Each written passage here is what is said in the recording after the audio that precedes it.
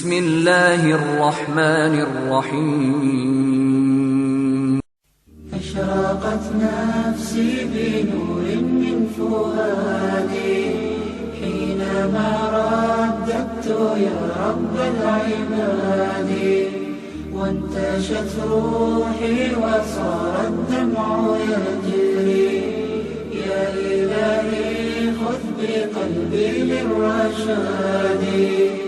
أشرقت نفسي بنور من فؤادي حينما رددت يا رب العباد، وانتشت روحي وصار الدمع يجري، يا إلهي خذ بقلبي للرشاد. أشرقت نفسي بنور من فؤادي حينما رددت يا رب العباد، وانتشت روحي وصار الدمع يجري، يا إلهي خذ بقلبي للرشاد. في سكون الليل أدعو في سجودي، والدجى حولي سواد في سوادي، يا رؤوفا يا رحيما يا حليما يا كريما ما لفضلك من نفادي، يا سميعا يا مجيبا يا عظيما، اهدني يا خالق السبع الشداد. أشرقت نفسي بنور من فؤادي حينما رددت يا رب العباد، وانتشت روحي وصار الدمع يجري، يا إلهي خذ بقلبي للرشاد. نحمده ونستعينه ونستغفره ونعوذ بالله من شرور أنفسنا ومن سيئات أعمالنا، من يهده الله فلا مضل له ومن يضلله فلا هادي له، وأشهد أن لا إله إلا الله وحده لا شريك له، وأشهد أن محمدا عبده ورسوله. يا أيها الذين آمنوا اتقوا الله حق تقاته ولا تموتن إلا وأنتم مسلمون. يا أيها الناس اتقوا ربكم الذي خلقكم من نفس واحدة وخلق منها زوجها وبث منهما رجالا كثيرا ونساء، واتقوا الله الذي تساءلون به والأرحام إن الله كان عليكم رقيبا. يا أيها الذين آمنوا اتقوا الله وقولوا قولا سديدا يصلح لكم أعمالكم ويغفر لكم ذنوبكم، ومن يطع الله ورسوله فقد فاز فوزا عظيما.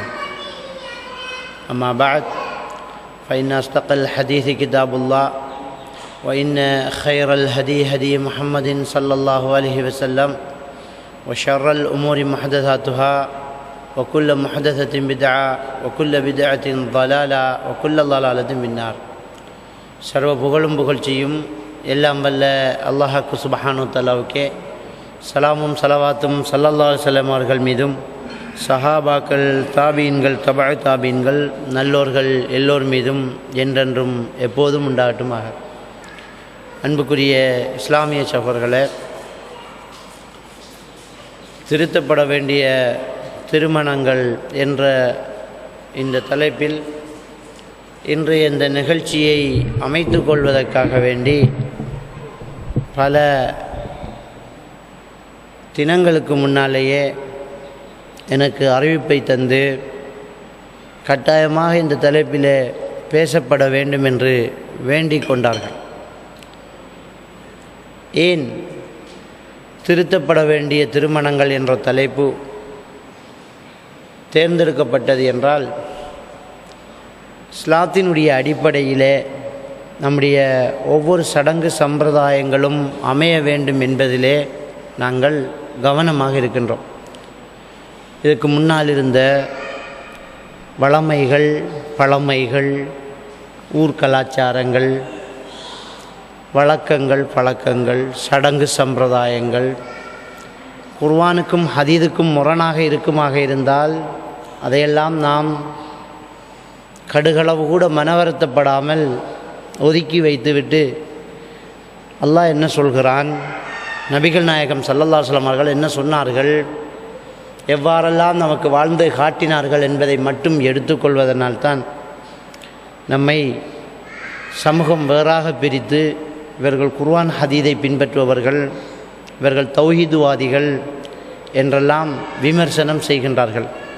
அல்ஹம்துலில்லாஹ், அந்த அடிப்படையிலே தான் நம்முடைய ஒவ்வொரு வாழ்க்கையின் அம்சங்களையும் அணு அணுவாக நாம் குர்ஆன் ஹதீஸ் அடிப்படையிலே வாழ்ந்து கொண்டே வருகின்றோம். நீங்கள் பள்ளிவாசல்களில் பயான்களுக்கு சென்றால் எந்த பயானாக இருந்தாலும் ஆரம்பிப்பார்கள், துன்யா ஆஹ்ராவுடைய வெற்றி அல்லாஹ் தஆலா மேலான தீனில் வச்சிருக்கிறான். மேலான பெரியோர்களே சகோதர்களே, தீன் என்கிறது அல்லாஹ்ட கட்டளை, ரசூலுல்லாஹ்வுடைய வாழ்க்கை வழிமுறை.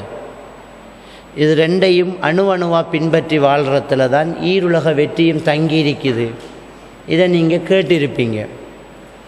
எந்த கொள்கைவாதியாக இருந்தாலும் இதை பேசிட்டு தான் அவங்களோட சப்ஜெக்டை பேசுவாங்க. இது ஒரு அழகான ஒரு வார்த்தை, ஒரு நல்ல ஒரு தத்துவம். நம்முடைய சகோதரர்கள் மௌலவி இல்லாதவர்கள் சில நேரம் பயான் பண்ணுவாங்க. தாயிகளாக வக்தில் போய் பள்ளிவாசல்கள் எழும்பி மக்களை தொழுகைக்கு அழைக்கக்கூடிய மௌலவி இல்லாத மக்கள் கூட மக்களுக்கு மார்க்கம் சொல்கிறதுக்காக அல்லாஹ்வுக்காக வெளிக்கிளம்புறாங்க. அவங்க இந்த அழகான வார்த்தையை சொல்கிறாங்க, துன்யா ஆஹ்ராவுடைய வெற்றி அல்லாஹ் தஆலா மேலான தீனில் வச்சுக்கிறான். தீன் என்பது அல்லாஹ்வோட கட்டளை, ரசூலுல்லாஹ்வுடைய வாழ்க்கை வழிமுறை. இது ரெண்டையும் அணு அணுவாக பின்பற்றணும் என்று பேசுகிறாங்க. அதைத்தான் நாங்கள் செல்கிறோம், அதைத்தான் நாங்கள் செய்கிறோம். அப்போ துன்யா ஆஹ்ராவுடைய வெற்றி இந்த தீனில் இருக்குது. தீனுக்கு என்ன டெஃபினேஷன்? தீன் என்றால் என்ன? அல்லாஹ்வோட கட்டளை, ரசூலுல்லாஹ்வுடைய வாழ்க்கை வழிமுறை. அல்லாஹ்வோட கட்டளைன்னா குர்ஆன், ரசூலுல்லாஹ்வோட வாழ்க்கை வழிமுறைண்டா ஹதீஸ். அதான் குர்ஆன் ஹதீஸ். ரெண்டையும் அணு அணுவாக பின்பற்றணுமா?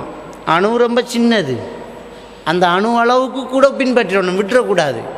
அதை பின்பற்ற போனால் அடிக்கிறாங்க, ஏசுகிறாங்க, சமூகத்தை விட்டு ஒதுக்குறாங்க. பின்பற்றணும்னு சொல்கிறாங்க, பின்பற்றுறவங்கள ஊரை விட்டு கழிக்கிறாங்க. பின்பற்றணும். அப்படி பின்பற்றுவதாக இருந்தால் தொழுகையில் மட்டும்தான் பின்பற்றுறதா? தொழுகையில் மட்டும்தான் குர்ஆனும் ஹதீஸுமா? நோன்பு வைக்கிறதுல மட்டும்தான் குர்ஆனும் ஹதீஸுமா? மையத்தை அடக்கிறதுல மட்டும்தான் குர்ஆனும் ஹதீஸுமா? எல்லா விஷயத்திலையும் தான்.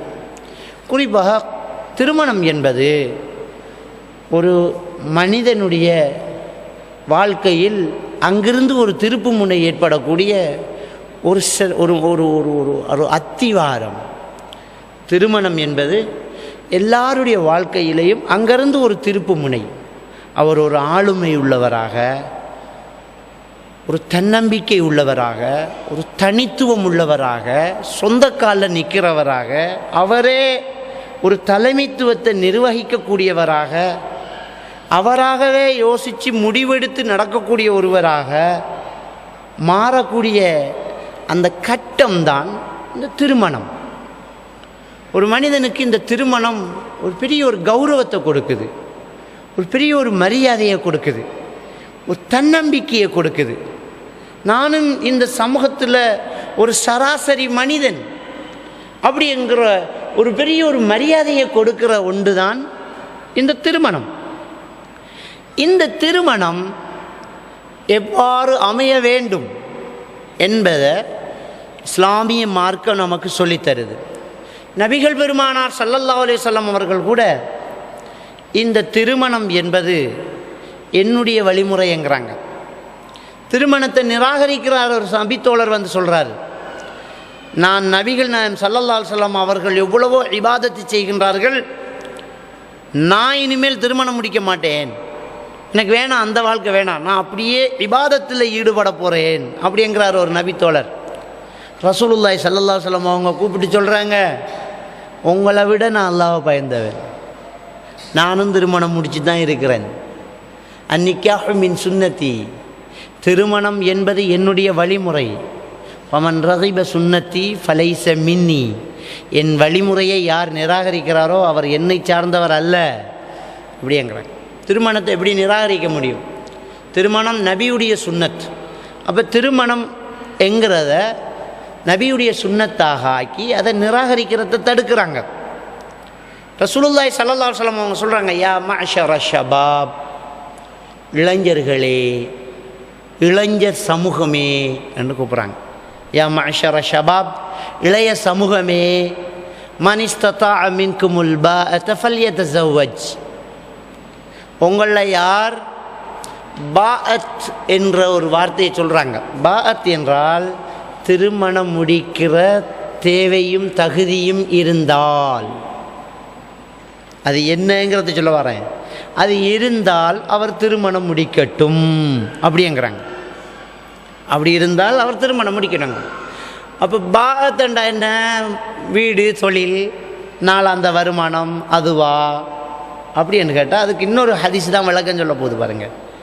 நபிகள் நாயகம் ஸல்லல்லாஹு அலைஹி வஸல்லம் அவர்களுக்கு ஒரு தனிச்சட்டம், சில விஷயங்கள் நபிக்கு மட்டும் தனிச்சட்டம் இருக்குது, நம்மளை மாதிரி இல்லை. எப்படி? நாங்கள் 4 திருமணத்துக்கு மேலே முடிக்க இயலாது, ஒரே நேரத்தில் 4 மனைவியை விட கூடுதலாக வச்சிருக்க இயலாது. நபிகள் நாயகம் ஸல்லல்லாஹு அலைஹி வஸல்லம் அவர்களுக்கு விதிவிலக்கு, எத்தனை கல்யாணம் பண்ணுவேன்னா முடிச்சுட்டு ஒரே நேரத்தில் 11 வச்சுட்டு இருப்பார். நம்ம கல்யாணம் முடிக்கிறேன்னா ஒரு பெண்ணுடைய ஒலிகாரர் தேவை. ஒரு பெண்ணுடைய ஒலிகாரர் வந்து என்னுடைய மகளை உங்களுக்கு நான் திருமணம் முடிச்சு தரேன்னு சொல்லணும். நபிகள் நாயகம் ஸல்லல்லாஹு அலைஹி வஸல்லம் அவர்களுக்கு ஒரு பொம்பளை வந்து நான் உங்களை முடிக்க போகிறேன்டா ரசூல்லா முடிச்சிடலாம், ஒலிகாரர் சம்மதம் எல்லாம் தேவையில்லை. இது ரசூல்லாவுக்கு மட்டும் தனிச்சட்டம். ஒரு பெண் வாராங்க சபையில் வந்து ரசூலுல்லாஹி ஸல்லல்லாஹு அலைஹி வஸல்லம் அவங்கள்ட்ட சொல்கிறாங்க, நான் என்னை உங்களுக்கு அர்ப்பணிக்கிறேன், உங்களுக்கு என்னில் தேவை இருந்தால் எடுத்துக்கொள்ளுங்கள்னாங்க, என்ன கிஃப்ட் பண்ணுறேன்றாங்க. ஒரு பெண் வந்து ரசூலுல்லாஹி ஸல்லல்லாஹு அலைஹி வஸல்லம் அவங்க பார்த்துட்டு பார்வையை தாழ்த்திக்கிட்டாங்க. அவங்க என்ன செய்யலை, விரும்பலை, நான் உங்களுக்கு மனைவியாக இருக்க போகிறேன், என்ன எடுங்கங்கிறாங்க. ரசூலுல்லாஹ் எடுக்கலை. அந்த சபையில் இருந்த ஒருத்தர் எழும்பி, யார் ரசூலல்லாஹ் பார்க்குறாங்க, முடிவு சொல்லலை ரசூலுல்லாஹ், ஒரு பொம்பளை வந்திக்கிறாங்க. ரசூலுல்லாஹ் கிட்ட அந்த சஹாபி சொல்கிறார், யார் ரசூலல்லாஹ், இந்த பெண்ணிடத்தில் உங்களுக்கு எந்த தேவையும் இல்லை என்றால் எனக்கு கல்யாணம் முடிச்சு தாங்களேன்றாங்க, எனக்கு கல்யாணம் முடிச்சு தாங்களேன் என்றாங்க. அப்படி சொல்லும்போது அந்த பொம்பளை மறுப்பு தெரிவிக்கல, அதெல்லாம் வேணாம், எனக்கு விருப்பம் இல்லைன்னு சொல்லலை, மௌனமாகவே நிற்கிறார். அப்போ ரசூலுல்லாஹி ஸல்லல்லாஹு அலைஹி வஸல்லம் கேட்குறாங்க அந்த நபி தோழர்கிட்ட, கல்யாணம் முடிக்க போகிறேங்கிற, மகர் கொடுக்கணுன்ட்டு என்ன இருக்குது என்று கேட்குறாங்க. கல்யாணம் முடிக்க போகிறேங்கிற, மகராக என்னமாலும் கொடுக்கணுமே, அப்போ மகர் கொடுக்க ஒன்றுட்டு என்ன இருக்குது அப்படிங்கிறாங்க. அவர் சொல்கிறாரு, நான் உடுத்துக்கிட்டு இருக்கிற வேட்டி தான் இருக்குது, அதை கொடுத்தா நான் அதை உடுக்கிறது. அப்போ வேட்டி மட்டும்தான் அவர் உடுத்திக்கிறாரு, மேலே கூட ஒன்றும் இல்லை. நம்மளாச்சும் சட்டையை கலட்டி ஷர்ட்டை கலட்டி கொடுத்துட்டு சாரத்தோட நின்றலாம், அவருக்கு அது கூட இல்லை. அட யார சூழல்லாம் வேட்டி மட்டும்தான் இருக்குது, அதை கொடுத்தா நாயனத்தை கொடுக்குறது. எவ்வளவுக்கு ஏழ்மையான ஒரு நபி தோழர் கல்யாணம் பண்ணி கேட்குறாரு. அப்போ ரசூலுல்லாஹி ஸல்லல்லாஹு அலைஹி வஸல்லம் என்ன உன்னிட்ட பாத்தே கிடையாது, உனக்கு கல்யாணம் கிடையாதுன்னு சொல்லலை, ரசூலுல்லாஹ் தான் சொல்கிறாங்க உங்கள்கிட்ட பாத்தி இருந்தால் கல்யாணம் பண்ணுங்கண்டு. ஏன்னா அந்த பாத்துங்கிற சொல்லுக்கு சிலர் சொல்கிறாங்க வீடு இருக்கணும், காணி இருக்கணும், காசு வருமானம் எல்லாம் இருந்தால் தான் கல்யாணம் வாங்குறாங்க. இல்லை, அப்படி இருந்திருந்தால் ரசூலுல்லாஹ் சொல்லியிருப்பாங்க, என்னப்பா உன்னிட்ட பாத்து இல்லை, மேலே போகிறதுக்கு ஒரு சட்டை இல்லை, கீழே போகிறதுக்கு மட்டும்தான் ஒரு வேட்டி அப்படின்னு இருக்கலாம். ரசூலுல்லாஹி ஸல்லல்லாஹு அலைஹி வஸல்லம் அவங்க சொல்கிறாங்க, உன் குடும்பத்தாரிடத்தில் போய் ஒரு இரும்பு மோதிரத்தையாச்சும் எடுத்துகிட்டு வாப்பா, மகரா கொடுக்கணும், என்னமாலும் கொடுக்கணும், எடுத்துகிட்டு வாப்பா என்கிறாங்க. அவர் உடனே கிளம்புறாரு, சபையை விட்டு போகிறார். பொம்பளையும் நிற்கிறா. அப்போ அவர் சம்மதிச்சுக்கிட்டான். போகிறவர் என்னமாலும் எடுத்து, இரும்பு மோதிரம் மட்டும் பொறுமதியா, விரலில் போகிற இரும்பு மோதிரம் 10 ரூபாய்க்கு வாங்கலாம் அன்றைக்கு, இப்போ பொறுமதியா, என்னமாலும் கொடுக்கணுமே, போயிட்டு வாங்கன்றோன்னே அப்படியே போகிறார். அவர் நிற்கிறார். ரொம்ப நேரம் கழிஞ்சு வரார், வந்து தலையை தொங்க போட்டு நிற்கிறார். என்னப்பா, குடும்பத்தார்கிட்டையெல்லாம் போய் பார்த்தேன், ஒன்றுமே கிடைக்கல, யார் சொல்லலாம், நம்ம சமூகமாக இருந்தால் உனக்கு எல்லாம் ஒரு கல்யாணம் தேவையாடான்ருவோம். அட மகரா கொடுக்க சல்லி காசு இல்லை, உனக்கெல்லாம் ஒரு கல்யாணம் தேவையா, எப்படிடா பொன் வச்சு நடத்த போகிற அப்படின்னு நம்ம கேட்டுருவோம். எம்மளை விட எவ்வளோ பெரிய அறிவாளி ரசூலுல்லாஹி ஸல்லல்லாஹு அலைஹி வஸல்லம் அப்படி கேட்கல. அல்லாஹ் ரிஸ்க் அளப்பானுங்கிறதுல சரியான நம்பிக்கை உள்ளவங்க, அவங்க தக்வாசாரிகள். நாளைக்குன்னெல்லாம் யோசிக்க மாட்டாங்க. அப்போ என்ன சொல்கிறாங்க, ஒன்றுமே இல்லையா அப்படின்னு நிற்கிறாரு, அவன் நிற்கிறான். இப்போ 2 பேருக்கு சம்மதம் தான். இப்போ மகர் தான் இடையில பிரச்சனையாக இருக்குது. கொஞ்ச நேரம் கழிச்சு ரசூலுல்லாஹ் கேட்குறாங்க, உங்களுக்கு குர்ஆனில் என்ன பாடம் அப்படின்னு கேட்குறாங்க. அவர் சொல்கிறாங்க, குர்ஆனில் அத்தியாயத்தில் இத்தனை வசனம் வரைக்கும் மனப்பாடம், இதில் இவ்வளவு, இதில் இவ்வளவு, இதில் இவ்வளவு அப்படின்றாங்க.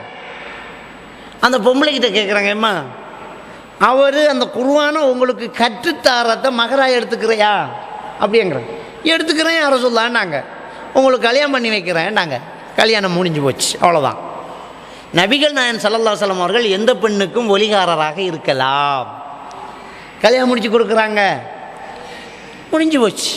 அப்போ பாத்தண்டா என்ன, கல்யாணம் முடிக்கிற தேவை இருந்தால் கல்யாணம் முடியன்ற அர்த்தம். கல்யாணம் காசு இல்லை, கல்யாணம் முடிக்கிற தேவை இருக்குதா, உனக்கு ஒரு தைரியம் இருக்குது, நான் கல்யாணம் முடித்து இருப்பேன் அப்படின்ற தைரியமும் இருக்குதா, முடிச்சுக்கோ. இப்போ நாளைக்கு என்ற ரிஸ்க்கு நாளைக்கு எல்லாம் தருவான் என்ற நம்பிக்கை நமக்கு இருக்கணும். இருந்தால் வாழ்ந்துட்டு போக வேண்டியதான். நம்ம கையில் என்ன இருக்குது. அப்போ இந்த திருமணத்தை வாலிப சமூகமே அப்படி என்று கூப்பிட்டு சொல்லி கொடுத்து ஒரு சமூகத்துக்கு ஒரு கலாச்சாரமாக இந்த திருமணத்தை நபிகள் நாயகம் ஸல்லல்லாஹு அலைஹி வஸல்லம் அவங்க நடத்தி காட்டுறாங்க. அதனால் இந்த திருமணம் என்பது நபிகள் பெருமானார் ஸல்லல்லாஹு அலைஹி வஸல்லம் அவர்கள் கற்றுத்தந்த வழிமுறையில் தான் அமைய வேண்டும். எப்படி நபிகள் நாயகம் ஸல்லல்லாஹு அலைஹி வஸல்லம் அவர்கள் நமக்கு திருமணத்தை கற்றுத்தந்தாங்க அப்படிங்கிறத நாங்கள் எடுத்துக்கொள்ளணும். நபிகள் நாயகம் ஸல்லல்லாஹு அலைஹி வஸல்லம் அவர்களுடைய வருகைக்கு முன்னால் திருமணங்கள் வேறு பெயர்களில் இருந்தது. ஆயிஷா ரலியல்லாஹு தஆலா அவங்க சொல்கிறாங்க, புகாரி கிரந்தத்தில் பதிவாக இருக்கக்கூடிய ஒரு ஹதீஸ். அப்போ எல்லாம் திருமணம் எப்படி இருந்துச்சு தெரியுமா, ஒரு வீட்டில் வெள்ளைக்கொடி பறக்கும். ஒரு வீட்டில் வெள்ளைக்கொடி பறக்கும். வெள்ளைக்கொடி பறந்தால் என்ன தெரியுமா அர்த்தம், இந்த வீட்டில் ஒரு கல்யாண பொண்ணு தயாராக இருக்காட்டு அர்த்தம். ஒரு கல்யாண பொண்ணு தயாராகிட்டா பொன் கேட்டு வாங்க அப்படின்ற அர்த்தம். பெண்களுக்கு மரியாதை இல்லாத சமூகம். அப்போ அந்த வெள்ளைக்கொடி பறந்த வீட்டுக்கு மாப்பிள்ளைமார் போவாங்க. போய் அந்த பெண்ணோடு இருந்துட்டு வந்துடுவாங்க. போய் அந்த பெண்ணோடு மனைவியாக கணவனாக இருந்துட்டு போவாங்க. கடைசியாக அந்த பெண்ணுக்கு ஒரு குழந்தை பிறக்கும். அந்த குழந்தை அங்கே போனவர்களில் யார் சாயலில் இருக்குதோ அவர் கணவன் ஆகுவார். இந்த ஒரு விபச்சாரம், அங்கே ஒரு கலாச்சாரம், அங்கே ஒரு திருமணம். இதை நபிகள் நாயகம் ஸல்லல்லாஹு அலைஹி வஸல்லம் அவர்கள் மாற்றுறாங்க. மாற்றி ஒரு அழகான ஒரு புனித கல்யாணங்கிற அந்த முறையை, திருமண முறையை நபிகள் நாயகம் ஸல்லல்லாஹு அலைஹி வஸல்லம் என்ன செய்கிறாங்க, கற்றுக் கொடுக்குறாங்க. பாருங்கள், அவ்வளவுக்கு மோசமாக இருந்த அந்த சமூகம் முறாதால தெரியாமல் இருந்தது. பாப்பா திருமணம் முடிச்சுட்டு ஒரு பொம்பளையை தலாக் பண்ணிட்டுருவார், அதை போய் மகன் கல்யாணம் முடிச்சுக்குவோம். இது ஒழுக்க சீர்கேடுகளை இஸ்லாம் புனிதப்படுத்துது. எக்காரணம் கொண்டு ஒரு தந்தை விட்ட பெண்ணை மகன் திருமணம் முடிக்க முடியாது. அப்போ அவ்வளவுக்கு மோசமான கலாச்சாரங்களாக இந்த திருமணம் இருந்தது. இந்த திருமணத்தை நபி வழியாக்கி என்னுடைய சுன்னத்து என்று சொல்லி அதை ஆசை ஊட்டி இந்த திருமணம் எப்படி இருக்க வேண்டும் அப்படிங்கிறத நபிகள் நாயகம் ஸல்லல்லாஹு அலைஹி வஸல்லம் அவங்க சொல்லி காட்டுறாங்க. இதில் முதல்ல இந்த திருத்தப்பட வேண்டிய திருமணம் என்ற இந்த தலைப்பு தேர்ந்தெடுக்கப்படுறதுக்கு காரணமாக நான் இதை ஏன் சொல்கிறேன்னு சொன்னால், இப்படி முக்கியத்துவப்படுத்தப்பட்ட இந்த திருமணம் தான் தோன்றித்தனமாக அந்நிய கலாச்சாரங்கள் வந்து அதுக்குள்ள ஊடுருவி செருகில் உருமாறி என்னென்னமோ நடந்து கொண்டிருக்கக்கூடிய கல்யாணங்களாக, திருமணங்களாக நம்முடைய சமூகத்தில் திருமணங்கள் அரங்கேறிக்கிட்டு இருக்குது. அதனால் மீண்டும் ஒரு முறை நாம் தூசு தட்டி துப்புரவு செய்ய வேண்டிய ஒரு நிலைக்கு தள்ளப்பட்டுட்டோம். அதனால தான் திருத்தப்பட வேண்டிய திருமணம் என்ற ஒரு தலைப்பு தேர்ந்தெடுத்திருக்கிறாங்க. இந்த தலைப்புக்குள்ளே நுழையிறதுக்கு முன்னால் திருமணம் என்றால் என்னங்கிற ஒரு முழு வடிவத்தை, குர்ஆன் ஹதீஸ் என்ன சொல்லுது அப்படிங்கிறத முதல்ல பார்த்துட்டு அது பிறகு என்னென்ன திருத்த வேண்டும்ங்கிறத நாங்கள் பார்த்துடலாம். திருமணம் என்கிற ஒரு விஷயம் உங்களோட மனக்கண்ணுக்கு முன்னால் ஒரு கற்பனை உருவமாக அமையட்டும்.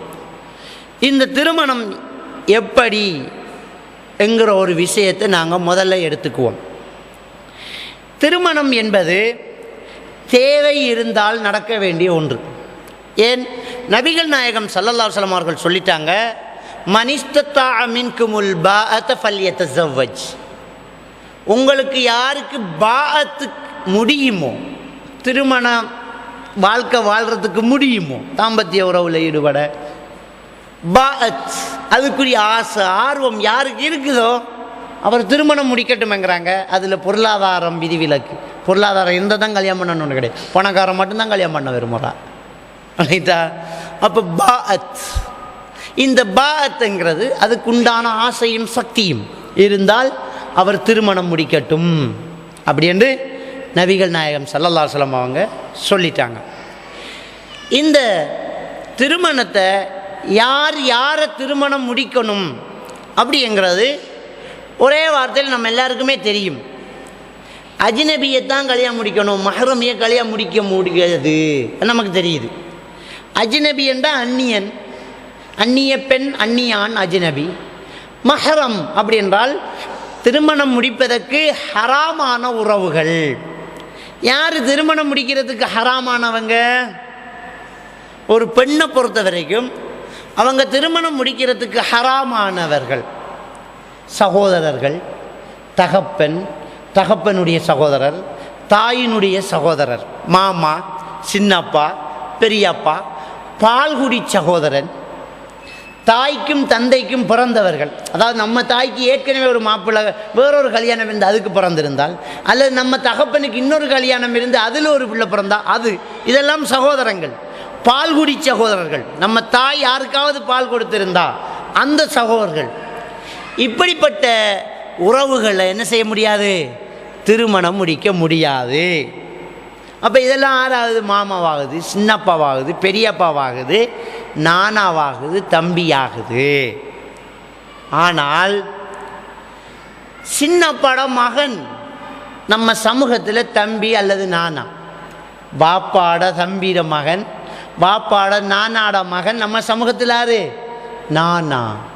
பெரியப்பட மகன் நானா, சின்னப்பட மகன் நானா. உம்மாட தங்கச்சிர ராத்தாட மக்கள், அதாவது சாச்சிர மகன் நானா, பெரியம்மட மகன் நானா. நம்ம சமூகத்தில் ஸ்லாத்தை பொறுத்த வரைக்கும் அது அசல் மச்சான், அசல் மச்சான். உம்மாட தம்பிர மகனை கல்யாணம் முடிக்கலாம், தங்கச்சிர மகனையும் கல்யாணம் முடிக்கலாம். உம்மாட நானாட மகனையும் கல்யாணம் முடிக்கலாம், உம்மாட தாத்தாட மகளையும் கல்யாணம் முடிக்கலாம். பாப்பாட தாத்தாட மகளை கல்யாணம் முடிக்கலாம், பாப்பாட நானாட மகளை கல்யாணம் முடிக்கலாம், பாப்பாட தங்கச்சிர மகளை கல்யாணம் முடிக்கலாம், பாப்பாட தம்பிர மகளை கல்யாணம் முடிக்கலாம். சின்னப்பட மகள், பெரியப்பட மகள், சாச்சிர மகள், பெரியம்மட மகள் கல்யாணம் முடிக்கலாம். ஏன் நான் இதை சொல்கிறேன்டா? இது காக்கா தம்பி உறவு, தாத்தா தங்கச்சி உறவு அப்படி என்று நினச்சி பார்ப்பதற்கு அனுமதி இல்லாத, தனியே இருக்கிறதுக்கு அனுமதி இல்லாதவர்களோட தனியே இருந்துக்கிட்டு இருக்கிறோம். நம்ம கூடாது.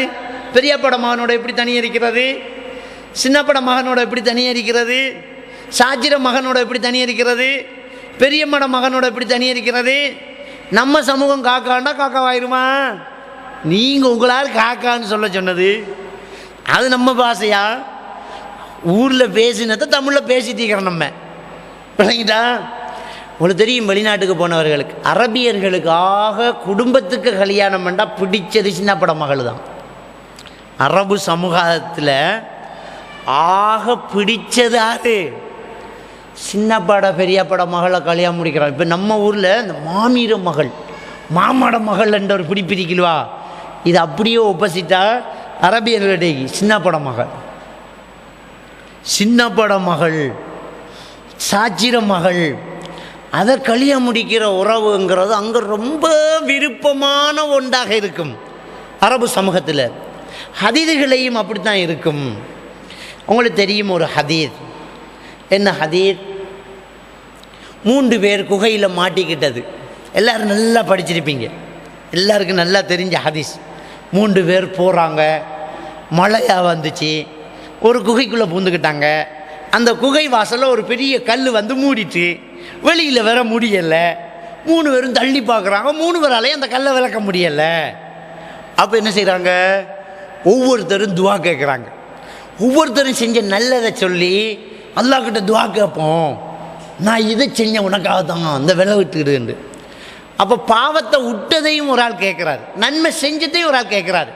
தாய் தகப்பனுக்காக பாலை கொண்டாந்து வச்சுக்கிட்டு பிள்ளைகள் கேட்கும் போதே கொடுக்காம காத்துக்கிட்டு இருந்தேன், ஏன் தாய் தகப்பனுக்கு கண்ணியப்படுத்துறதுக்காக வேண்டி அவர் துவா கேட்டோன்னா கல் கொஞ்சம் விளையிட்டு, ஆனால் வர முடியாது. இன்னொருத்தர் என்கிட்ட வேலை செஞ்சவனுடைய வேலையான கூலி, அவனுடைய ஆடு, அதை வந்து எடுக்க அவன் வரலை, அதை வச்சு அது மந்தையாக போச்சு. பகவான் வந்தால் மந்தையே தூக்கி கொடுத்துட்டேன், உனக்காகத்தான் செஞ்சேன், அவர் துவா கேட்டார், கொஞ்சம் விளையிச்சு. இன்னொருத்தர் துவா கேட்குறாரு, அதை நம்ம பாயிண்ட்டை பார்க்கணும். என்ன சொல்கிறாருண்டா, என்னுடைய சாச்சாட மகள் வாப்பாட தம்பீர மகள் ரொம்ப அழகாக இருப்பா, நான் ஆசைப்பட்டுக்கிட்டேன். நம்ம என்ன யோசிப்போம், நான் தங்கச்சியில் போய் ஆசைப்பட்டிக்கான், இல்லை மச்சியில் தான் ஆசைப்பட்டிக்கான். சாச்சாட மகள் மச்சி தான், அவள் கல்யாணம் முடிக்கிறதுக்கு தான் ஆசைப்பட்டார், அவள் அடையணும் அப்படின்னு ஆசைப்பட்ட, அவள் சம்மதிக்கல. அதுக்கப்புறம் ஒரு கடன் கேட்குறா, அந்த கடனை தாரதா இருந்தால் என்னுடைய ஆசை கட்டுப்படுவியான்னு கேட்குறாரு, அவன் ஆமதிச்சுக்கிறான். அப்புறம் அவகிட்ட போகணுன்னா அவள் அல்லாஹ் பயந்துக்கன்றா, இவர் அல்லாஹ் பயந்து விட்டுங்கிறாரு. அதுக்காக அந்த கல் விலை 3 பேரும் வெளியில் வராங்க. பார்த்தீங்களா ஹதீஸு? எனவே இது குர்ஆனில் அல்லாஹ் சொல்லக்கூடிய விஷயம். நபியே, நீங்கள் யாரை கல்யாணம் முடிக்கணும் அப்படிங்கிற அந்த லிஸ்ட்டை சொல்லும்போது, யாரை கல்யாணம் முடிக்க இயலாதுங்கிற அந்த லிஸ்ட்டை சொல்லும்போது, சூரத்துல் அஹ்ஸாப், சூரத்துன் நிசா, இந்த சூறாக்களை அல்லாஹ் தஆலா கல்யாண உறவுகளை சொல்கிறான். உங்களுடைய தாயினுடைய சகோதரர்களுடைய புதல்விகள், உங்கள் தாயினுடைய சகோதரர்களுடைய புதல்விகள் கல்யாணம் முடிக்கிறதுக்கு, தாயின் சகோதரர்களின் புதல்விகள், சகோதரிகளின் புதல்விகள், உங்கள் தகப்பனுடைய சகோதரிகளின் புதல்விகள், சகோதரர்களின் புதல்விகள். விளையாண்டா அப்படியே அல்லாஹ் தஆலா குர்ஆனில் கல்யாணம் முடிக்கலாம் அப்படிங்கிறான். எனவே முதல்ல இந்த அஜ்னபி மஹரமிங்கிறதுக்குள்ளே இந்த ஒரு முடிச்சு நம்மகிட்ட இருக்குது. நம்ம கல்யாணம் முடிக்காட்டி பரவாயில்ல, நமக்கு பழகி போச்சு, அது தங்கச்சின்னு பழகி போட்டு நானான்னு பழகி போட்டு எப்படி கல்யாணம் முடிக்கிற, விருப்பம் இல்லாட்டி விட்டுட்டு போவோம். கல்யாணம் முடிக்க சொல்லி கழுத்தில் கத்தி வச்சாங்களா யாராவது? அதெல்லாம் கிடையாது. ஆனால் என்ன தெரிஞ்சு வச்சுக்கணும்டா, தனியே இருந்துடக்கூடாது. கல்யாணம் முடிக்க சொல்லலையே, எல்லோரையும் கல்யாணம் பண்ணணுமா?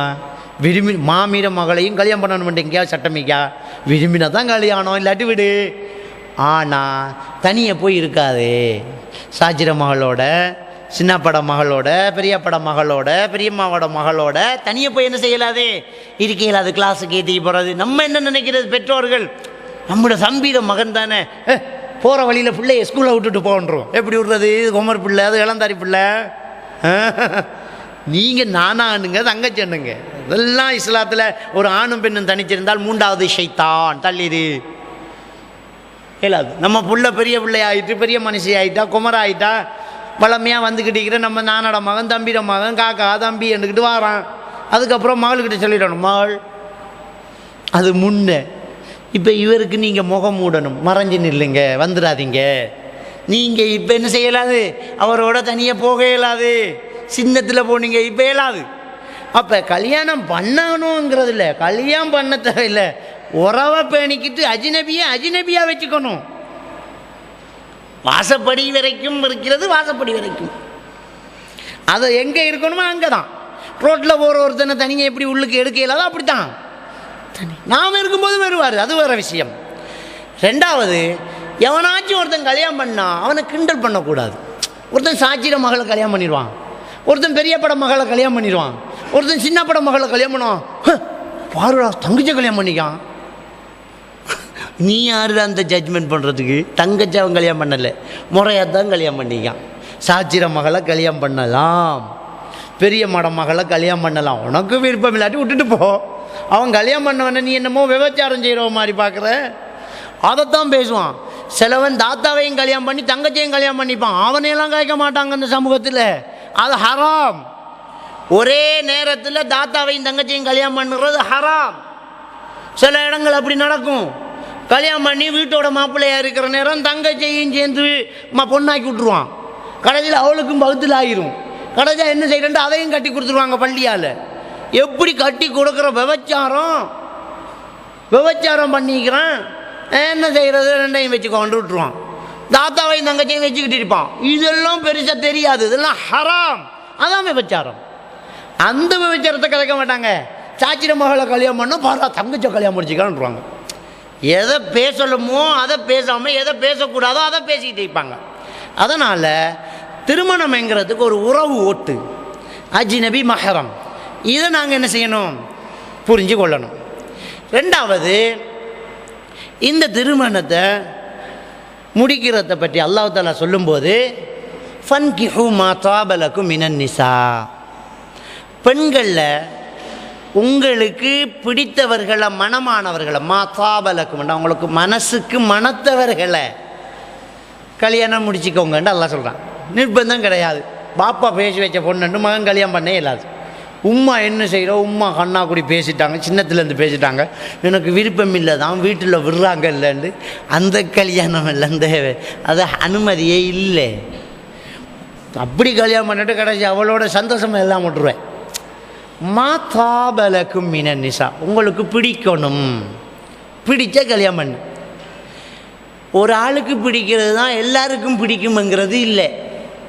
நம்ம பழையவர்கள் சொல்லுவாங்க, பொண்ணுலையும் புடவையிலையும் கழிவு இல்லைம்பாங்க.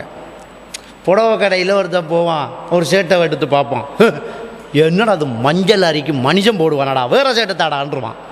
இவன் மனுஷன் போடுவானான்னு கழிச்சு வச்சதை ஒருத்தன் பார்த்து வா இதை பேக் பண்ணுறான், அவனுக்கு பிடிச்சிடும். ஒருத்தன் கழிச்சு போட்டு வருவான், கலராடா இதுன்றான். இன்னொருத்தன் போய் அதை பேக் பண்ணுறான், அதுதான் நமக்கு அப்படின்றான். ஒருத்தன் இந்த டிசைன் என்ன இது சாரனுக்கு கோடு போட்ட மாதிரின்றான். இன்னொருத்தன் போய் இதில் இன்னொரு 4 இல்லையாண்டு கட்டுருவான். அதான் கழிவில்லை. அதே மாதிரி தான் பொண்ணுலையும் ஒருத்தனுக்கு பிடிக்காமல் இருக்கும், இன்னும் கருப்பாக இருக்கிறான்றான். இன்னொருத்தன் அந்த கருப்பு தான்டா அழகேன்ட்டு வந்துடுவான், கருப்பு தான் எனக்கு பிடிச்ச கலர்ன்றான் மரம். ஒருத்தன் போய் இன்னும் பல்லொண்டு வெளியில் நீட்டிக்கிட்டு மட்டை பல்லியன்றான்.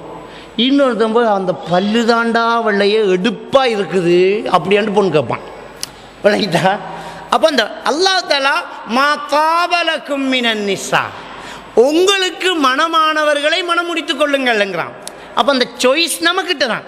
ஒவ்வொருத்தருக்கும் ஒவ்வொன்று பிடிக்கும். உங்களுக்கு பிடிக்கும் அந்த அந்த பெண்களை நீங்கள் கல்யாணம் முடிச்சுக்கோங்க. எதுக்குள்ள? அஜ்னபிகளுக்குள்ள. மஹரமியே இல்லை, அஜ்னபிய கல்யாணம் முடிச்சுக்கோங்க அப்படின்னு சொல்லி அல்லாஹ் தஆலா சொல்லி காட்டுறான். முடிச்சுக்கோங்க. இதுக்கு ஒரு விளக்கத்தை ரசூலுல்லாஹி ஸல்லல்லாஹு அலைஹி வஸல்லம் அவங்க கொடுக்குறாங்க. அந்த மனமானவர்களை மனம் முடிச்சுக்கோங்கோ அப்படிங்கிற அந்த குர்ஆன் வசனத்தை அல்லாஹ் சொல்கிறான். ரசூலுல்லாஹி ஸல்லல்லாஹு அலைஹி வஸல்லம் அவர்கள் அதுக்கு ஒரு அழகான ஒரு விளக்கம் சொல்கிறாங்க. துன்கஹுல் மர்ஆ லி அர்பஇன், 4 விஷயங்களுக்காக ஒரு பெண் திருமணம் முடிக்கப்படுவா. 4 விஷயத்துக்காக ஒரு பெண் திருமணம் முடிக்கப்படுவா. என்ன? ஒன்று லி ஜமாலியா, அழகா இருப்பா அப்படிங்கிறதுக்காக ஒருத்தன் கல்யாணம் பண்ணுவான். ஒலி ஹசபிஹா, அவள் வம்சம் பெரிய வம்சங்கிறதுக்கு ஒருத்தன் கல்யாணம் பண்ணுவான். அவள் பொண்ணெல்லாம் பார்க்க கிடையாது, அந்த குடும்பம் பண்ண அங்கே தான் கல்யாணம்ன்றான். அந்த குடும்பத்துக்கு மாப்பிள்ளை ஆகிறதுக்கு கொடுத்து வச்சுக்கணுன்றான். விளங்கிட்டா? பெரிய குடும்பம், அந்த குடும்பமே கௌரவமான குடும்பம் அப்படின்றான். சிலர் தோதுக்கு அந்த குடும்பம்பான். சரியா? அப்போ அந்த அந்த குடும்பத்துக்குள்ளே போகிறதுக்கு அதுக்கு பழியாம் பண்ணுவான். அவன் எப்படி இருந்தாலும் பரவாயில்ல, அந்த குடும்பத்துக்கு எப்படியாவது மூக்க நுழைவிச்சிடணும். 3வது ஒலி மாளிகா, வசதியாக இருக்காங்கிறதுக்காக கல்யாணம் பண்ணுவான். இல்லை வசதிக்காரி எப்படியும் சேரும் அப்படின்ட்டு. வழங்கிட்டா? சிலர் சீதனம் தேவையில்லைன்ட்டு ஒரே ஒரு பொம்பளை பிள்ளைக்கிற இடத்த பார்த்து கல்யாணம் பண்ணுறது கடும் ட்ரிக்ஸ். இது யூதர்கள் செஞ்ச வேலை. சனிக்கிழமை கடலுக்கு மீன் பிடிக்க போனாமன்றதுக்கு செஞ்ச வேலை தானே அது.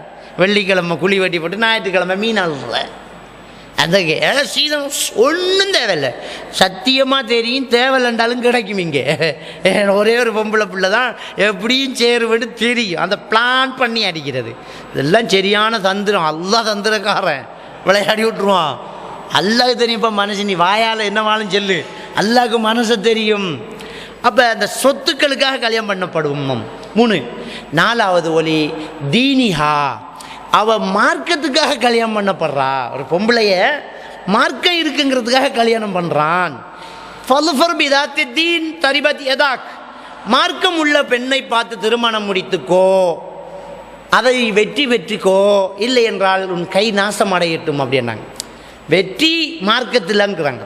அப்போ இங்கே ரசூலுல்லாஹி ஸல்லல்லாஹு அலைஹி வஸல்லம் இந்த ஹதீஸ் அழகான ஒரு விளக்கமாக வருது பாருங்க. நீங்கள் ஃபன்கிஹு மா தாப லக்கும் மின நிசான், அல்லாஹ் குர்ஆன்ல சொல்லலாம், உங்களுக்கு மனமானவர்களை பிடித்தவர்களை மனம் முடித்துக் கொள்ளுங்கள். அதில் எதை பிடிக்கணும் அப்படிங்கிற ஒரு கட்டத்தை ரசூலுல்லாஹ் இங்கே சொல்லித்தராங்க. பிடிக்கணும்ன்றா 4க்கு பிடிக்கும், பிடித்தவர்களை கல்யாணம் பண்ணுங்கன்னு அல்லாஹ் சொல்கிறான். அதில் 4ல் பிடிக்குது உலகத்தில் வளமையா. ஒன்றை முக்கியமாக விட்டுறாதீங்க. இந்த ஒன்றை விட்டு போட்டு இந்த 3லையும் விட்டுறாதீங்க. இதோட மற்றது என்னமாலும் ஒன்று செய்யண்டாகணும். மெயின் தீன், மார்க்கத்தை முக்கியத்துவப்படுத்துங்க. தீன் அதோட இந்த 3ல் 3 இருக்கட்டும், 2 இருக்கட்டும், 1 இருக்கட்டும், ஒன்றும் இல்லாமல் வேற இருக்கட்டும், தீன் இருக்கணும். அதான் அந்த தாபலக்கும் மின நிசாவுக்குள்ளே வந்துடணும் அப்படின்னு ரசூலுல்லாஹ் மேலதிகமான ஒரு விளக்கத்தை இந்த குர்ஆனுக்கு அழகான ஒரு தத்துவமாக இதை சொல்கிறாங்க. இது குர்ஆனுக்கு முரணாக இருக்குதே அப்படின்னு அதிசயம் லைவ் ஆக்கிடக்கூடாது. ஏன்டா ஒரு கூட்டம் அப்படி லைவ் ஆக்கிக்கிட்டு இருக்குது. கொஞ்சம் கொஞ்சமாக அவங்க மூளைக்கு படாட்டி அதை கேட்டாஸ் அது முடிஞ்சு அவ்வளோதான். இது என்னடா அது குர்ஆனுக்கு முரணாக இருக்குது. குர்ஆனில் அல்லாஹ் சொல்லலாம் பிடிச்சா கல்யாணம் பண்ணுங்கண்டு, ரசூலுல்லாஹ் சொல்கிறாங்க அது 3க்கு 4க்கு பிடிக்குது தான், 1க்கு தான் கல்யாணம் பண்ணணுங்கிறாங்க. முரண் மாதிரி தெரியுதுன்னு லைவ் ஆகி கொடுத்துறாதீங்க. அது ரசூலுல்லாஹி ஸல்லல்லாஹு அலைஹி வஸல்லம் அவங்க இதுக்கு பிடிக்கணும், முக்கியமாக இதைத்தான் பிடிக்கணும் அப்படின்னு ஒரு அழகான விளக்கம் சொல்லி தராங்கிறது தான் அதில் நாம் எடுக்கணும். அப்போ கல்யாணத்துக்கு மாப்பிள்ளைய பொண்ணை தேடும்போது இது பெண்களுக்கு தான். நம்ம மாப்பிள்ளை மட்டும்தான் பொண்ணை தேடி பிடிச்சி தெரிச்சு பார்த்து புடவை எடுக்கிற மாதிரி எடுக்கணுமா? பொண்ணுந்தான் மாப்பிள்ளைய பார்த்து எடுக்கணும். அவங்களும் தீனைத்தான் பார்க்கணும். அங்கே தீன் இங்கே தீன் இல்லையாம்மா, இவங்களும் தீனைத்தான் பார்க்கணும். அப்போ பெண்ணுக்கும் இந்த தேர்வு சுதந்திரம் உண்டு. பெண்ணை பொறுத்த வரைக்கும் அதுக்கும் தேர்வு சுதந்திரம் இருக்குது. அதை ரசூலுல்லாஹி ஸல்லல்லாஹு அலைஹி வஸல்லம் அவங்க சொல்கிறாங்க, விதவை பெண்ணாக இருந்தால் அவள் சம்மதம் வாயால் வரணும். ஒரு மாப்பிள்ளை பார்த்துக்கு போகிற நேரம் பொண்ணுக்கிட்ட கேட்போம், என்னம்மா மாப்பிள்ளையை பிடிச்சிருக்கான்னு கேட்கணும். கன்னி பெண்கள் மௌனமாக இருந்தால் அது சம்மதத்துக்கு அடையாளம். வெக்கப்பட்டுக்கு சொல்ல மாட்டான். ஒன்றும் பேசாமல் இருந்தால் அந்த மௌனம் சம்மதமாக இருக்கும். விதவை பெண்ணாக இருந்தால் மௌனத்தை எல்லாம் சம்மதமாக இருக்காதீங்க, அவள் வெளியில் சொல்லணும். ஏன்னா அவள் ஒரு தடவை வாழ்க்கையில் பிரச்சனைப்பட்டுக்கு தான் விதவையாக இருக்கிறாள். அவள் வாழ்ந்து அனுபவப்பட்டிருக்கிறாள். அவன் மௌனமாக இருக்காங்கிறதுக்காக கல்யாணம் பண்ணி கொடுத்துடக்கூடாது. தெளிவாக சத்தமாக சொல்லுமா, என்ன சொல்கிற அப்படின்னு கேட்கணும். சரி கட்டிட்டாங்கன்னு சொல்லணும். அவள் இல்லாட்டி எனக்கு பிடிக்கலன்னு அவள் சொல்லணும். அது விதவைக்கு தனிச்சட்டம்.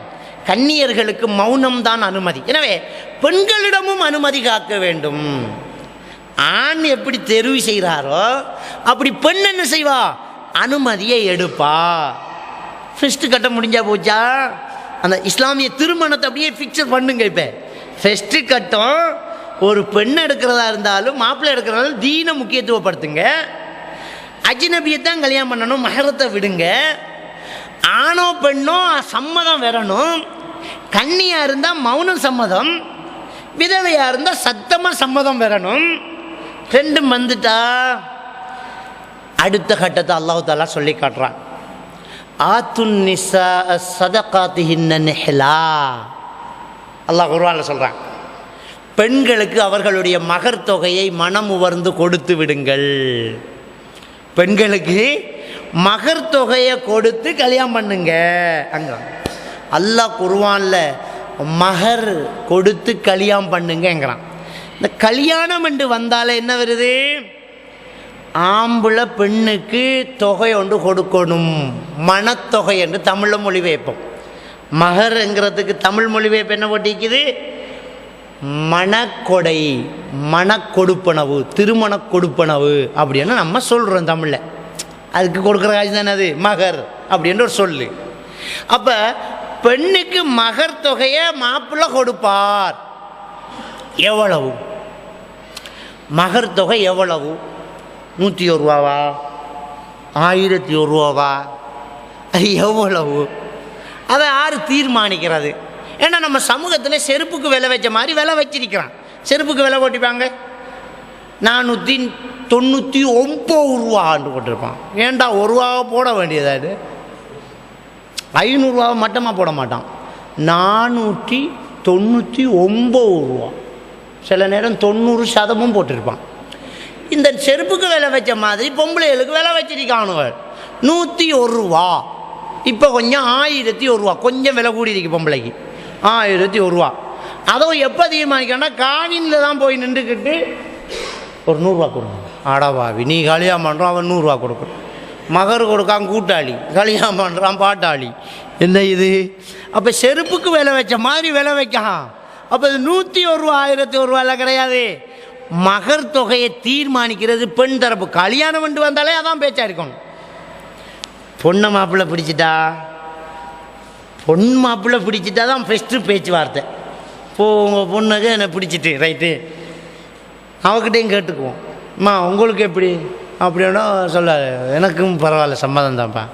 2வது பேச்சுவார்த்தை, சரி அப்போ உங்களுக்கும் விருப்பம், சம்மதம், எங்களுக்கும் சம்மதம், சரி. இப்போ அடுத்த பேச்சுவார்த்தைக்கு வந்துடுவோமா? எவ்வளவு எதிர்பார்க்குறீங்க சீதனம்மா? மகர் விலை பேசுகிற பொம்புள்ள தான். வெள்ளம் தலைகீழாக புரண்டு ஓடிக்கிட்டு இருக்கு பாருங்க, புரண்டு போயிட்டு இருக்குது. அப்போ எவ்வளவு கொடுக்குறீங்கன்னு யார் கேட்கணும்? பொம்பளை கேட்கணும். எவ்வளோ தரவா அப்படின்னு அவக்கு அவள் விலை பேசணும். ஏன் பொம்பளை கேவலம் கட்டு கேடு கட்டு போகணும்? அவள் நிற்கணும், எனக்கு எவ்வளவு தருவேன் நீ, என்ன மகர் தருவேன்? அப்போ நீங்கள் கேளுங்களேன்னு மாப்பிள்ளை சொல்லுவார். நீங்கள் கேளுங்களேன், ஒரு 2 ஏக்கர் தென்னந்தோட்டம் தருவியா? கேட்டிருப்போம்மா நம்ம. கேட்டால் ஊரில் கல்யாணமே நடக்காது அந்த பொம்பளைக்கு. தென்னந்தோட்டம் கேட்குறான், தென்னந்தோட்டம் அப்படின்னு கிளவியாவை மட்டும் விட்டுருவானுங்கள். கேட்கணும், எல்லாம் டிமாண்ட் பண்ண எங்கே போவார் வேறு பொண்ணுக்கு? சவுதியில் நிலைமை அதுதான். இங்கே கொமர் தேங்கி கிடக்குது ஸ்ரீலங்காவில் கொமர் காரியம் பண்ணி பிச்சைக்கு போகிறான். பள்ளியில் போய் வெள்ளை விரிச்சுக்கிட்டு கொமர் காரியம் பார்த்து போடுக்க வாப்பா 4 பொம்பளை பிள்ளைக்காரன் என்று. சவுதியில் ஆம்பளை பிள்ளைக்காரன் பாப்பான்னு பிச்சை எடுக்கான். சவுதியில் தலைகீழா பிரச்சனை. ஆம்பளைகளுக்கு அரசாங்கம் உதவி செய்யுது சவுதி கவர்மெண்டில். சவுதியில் கல்யாணம் பண்ணாத ஆம்பளைகளுக்கு ஒரு ஒரு ஒரு கடன், வட்டி இல்லா கடன் கொடுக்குறான். கல்யாணம் பண்ணுறதுக்கு கடன் கொடுக்குறான் சவுதியில். அவ்வளோ பிரச்சனை. பொம்பளை கேட்குறான் கடன், மகர் கேட்கான் 10,000 ரியால். 10,000 ரியால் மட்டுமா? ஊடு அளவு, காரு எல்லாம் சேர்த்து கல்யாணம். ஒரு ஆம்பளை சவுதியில் கல்யாணம் பண்ணுறோன்னா முடிச்சு போச்சு. விளங்கிட்டா?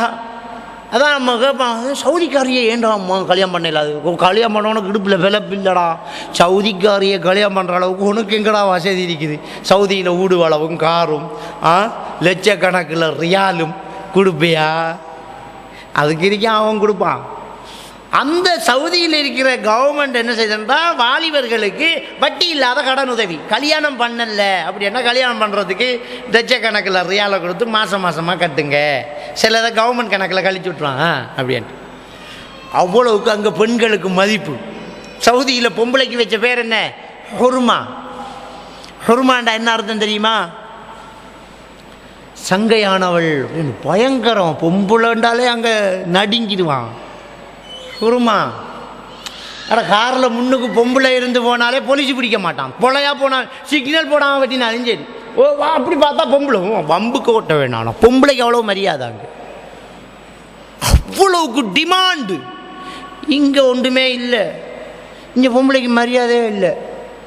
அவன் தான் விலை பேசுகிறான். சரி உங்களோட மகளை கல்யாணம் பண்ணுறேன், உங்களோட கரும்பை நான் சாப்பிட்றேன், எவ்வளோ கைக்கூலி தருவீங்கன்னு கேட்குறான். இல்லை கரும்பு தின்ன விருந்தும் கொடுத்து காசும் கொடுக்கணுமாடா.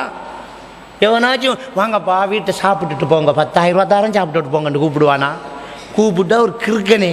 இப்போ அப்படி தான் என் பொண்ணையும் தாரேன் மண்ணையும் தாரேன். பொண்ணையும் தந்து அதில் ஒரு 5 ஏக்கர் மண்ணையும் தாரேன், மெயினில் ஒரு கடை ரூமம் தாரேன், கையில் செலவுக்கும் காசும் தாரேன், கல்யாணம் பண்ணுடா.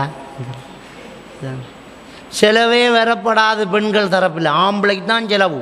அல்லாஹ் குர்ஆனில் சொல்லலாம், ஆத்து நிசா சதக்காத்திஹின்னன் ஹெலா, பெண்களுக்கு அவர்களுடைய மகர் தொகையை கொடுங்கங்கிறான். சதக்காத்திஹின், அவர்களுடைய கொடுப்பனவுகளை கொடுங்க அப்படிங்கிறான். அதை தீர்மானிக்கிறது பெண் தரப்பு. அதை குறைச்சும் தீர்மானிக்கலாம். நான் நேரத்தோட பார்த்த ஹதீஸ், குர்ஆன் தெரிஞ்சதை கற்றுக் கொடுக்கறதையும் ஏற்றுக்கிட்டா சரி, அவ்வளோதான்.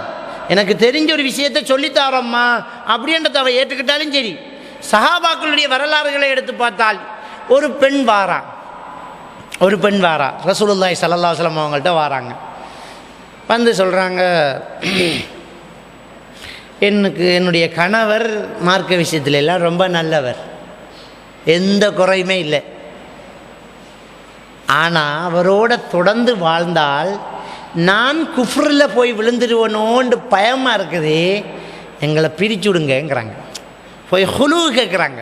நம்மளாக்கள் பசகம்பாங்களே, பசகு வேற ஹுலு வேற தலாக்கு வேற. ஒரு ஆம்பளை பெண்ணை தேவையில்லைன்னு சொல்கிறது தலாக்கு. ஃபசகங்கிறது என்னண்டா, கல்யாணம் முடித்ததுக்கு பிறகு நாம் கல்யாணம் பண்ணின பொண் நமக்கு மஹரம் என்று தெரிய வந்தால் அது ஃபசகு. கல்யாணம் பண்ணிட்டு பிள்ளையும் பிறந்து ஒரு 10 வருஷமாக போச்சு, இருக்கக்குள்ள வீட்டுக்கு ஒரு கிழவி வாரம். ஒரு கிழவி வந்து சொல்கிறான், ஆற மகள் நீ, நான் அன்னார மகள், நீங்கள் உங்கள் 2 பேருக்கு நான் தாய்ப்பால் தந்திருக்கேன்றா. உங்கள் 2 பேருக்கு நான் தாய்ப்பால் தந்திருக்கம்மா என்று சொன்ன உடனேயே இந்த கல்யாணம் ஃபசகாகும். 2 பேரும் தாத்தா தம்பி காக்கா தங்கச்சி ஒரு ஆளுக்கிட்ட தாய்ப்பால் குடிச்சிருக்காங்க. இப்போ தான் தெரிய வந்தோடனே இதுக்கு பிறகு இவங்க சேர்ந்தால் விபச்சாரம். கல்யாணம் முடிச்சிருக்காங்க, புள்ள பிறந்ததுக்கு நல்ல விஷயம், ரைட். இப்போ இந்த கல்யாணம் ஃபசக் ஆகுது, ஃபசக், ரைட். இப்போ நல்ல ஒரு மாப்பிள்ளையை பார்த்து கல்யாணம் பண்ணி வைக்க வேண்டியதுதான் தங்கச்சிக்கு. அவர் பிள்ளை தான், அது வேறு விஷயம், தெரியாமல் நடந்தது. சில இடத்துல அன்னரத்து ஆக்கள் என்ன செஞ்சுக்காங்கண்டா, தம்பிர பிள்ளைக்கும் பாலை கொடுப்பாங்க, தாய்ப்பாலை கொடுத்துருவாங்க. தம்பிர மகளுக்கு தாய்ப்பாலை கொடுத்துருவாங்க. ஆனால் மச்சியாக பழகுவாங்க, பிறகு கல்யாணமும் முடிச்சு கொடுத்துருவாங்க. நல்லா தெரியும், அந்த சட்டம் தெரியாது. என்னுடைய ஊரில் ஒரு தம்பதி இருக்காங்க. அவர் வந்து சொல்கிறாரு, இப்போ தான் சொல்கிறது உம்மா சொல்கிறா, என் பொண்டாட்டிக்கு தாய்ப்பால் கொடுத்துருக்காவா உம்மா. மாமியார் மகளை தான் கல்யாணம் முடிச்சிக்கார், பிள்ளை 4 இருக்குது. இப்போ உம்மா சொல்கிறா தாய்ப்பால் கொடுத்தேன். நான் என்ன கல்யாணம் செல்லுபடி ஆகாது, ஃபசகாகிரும்.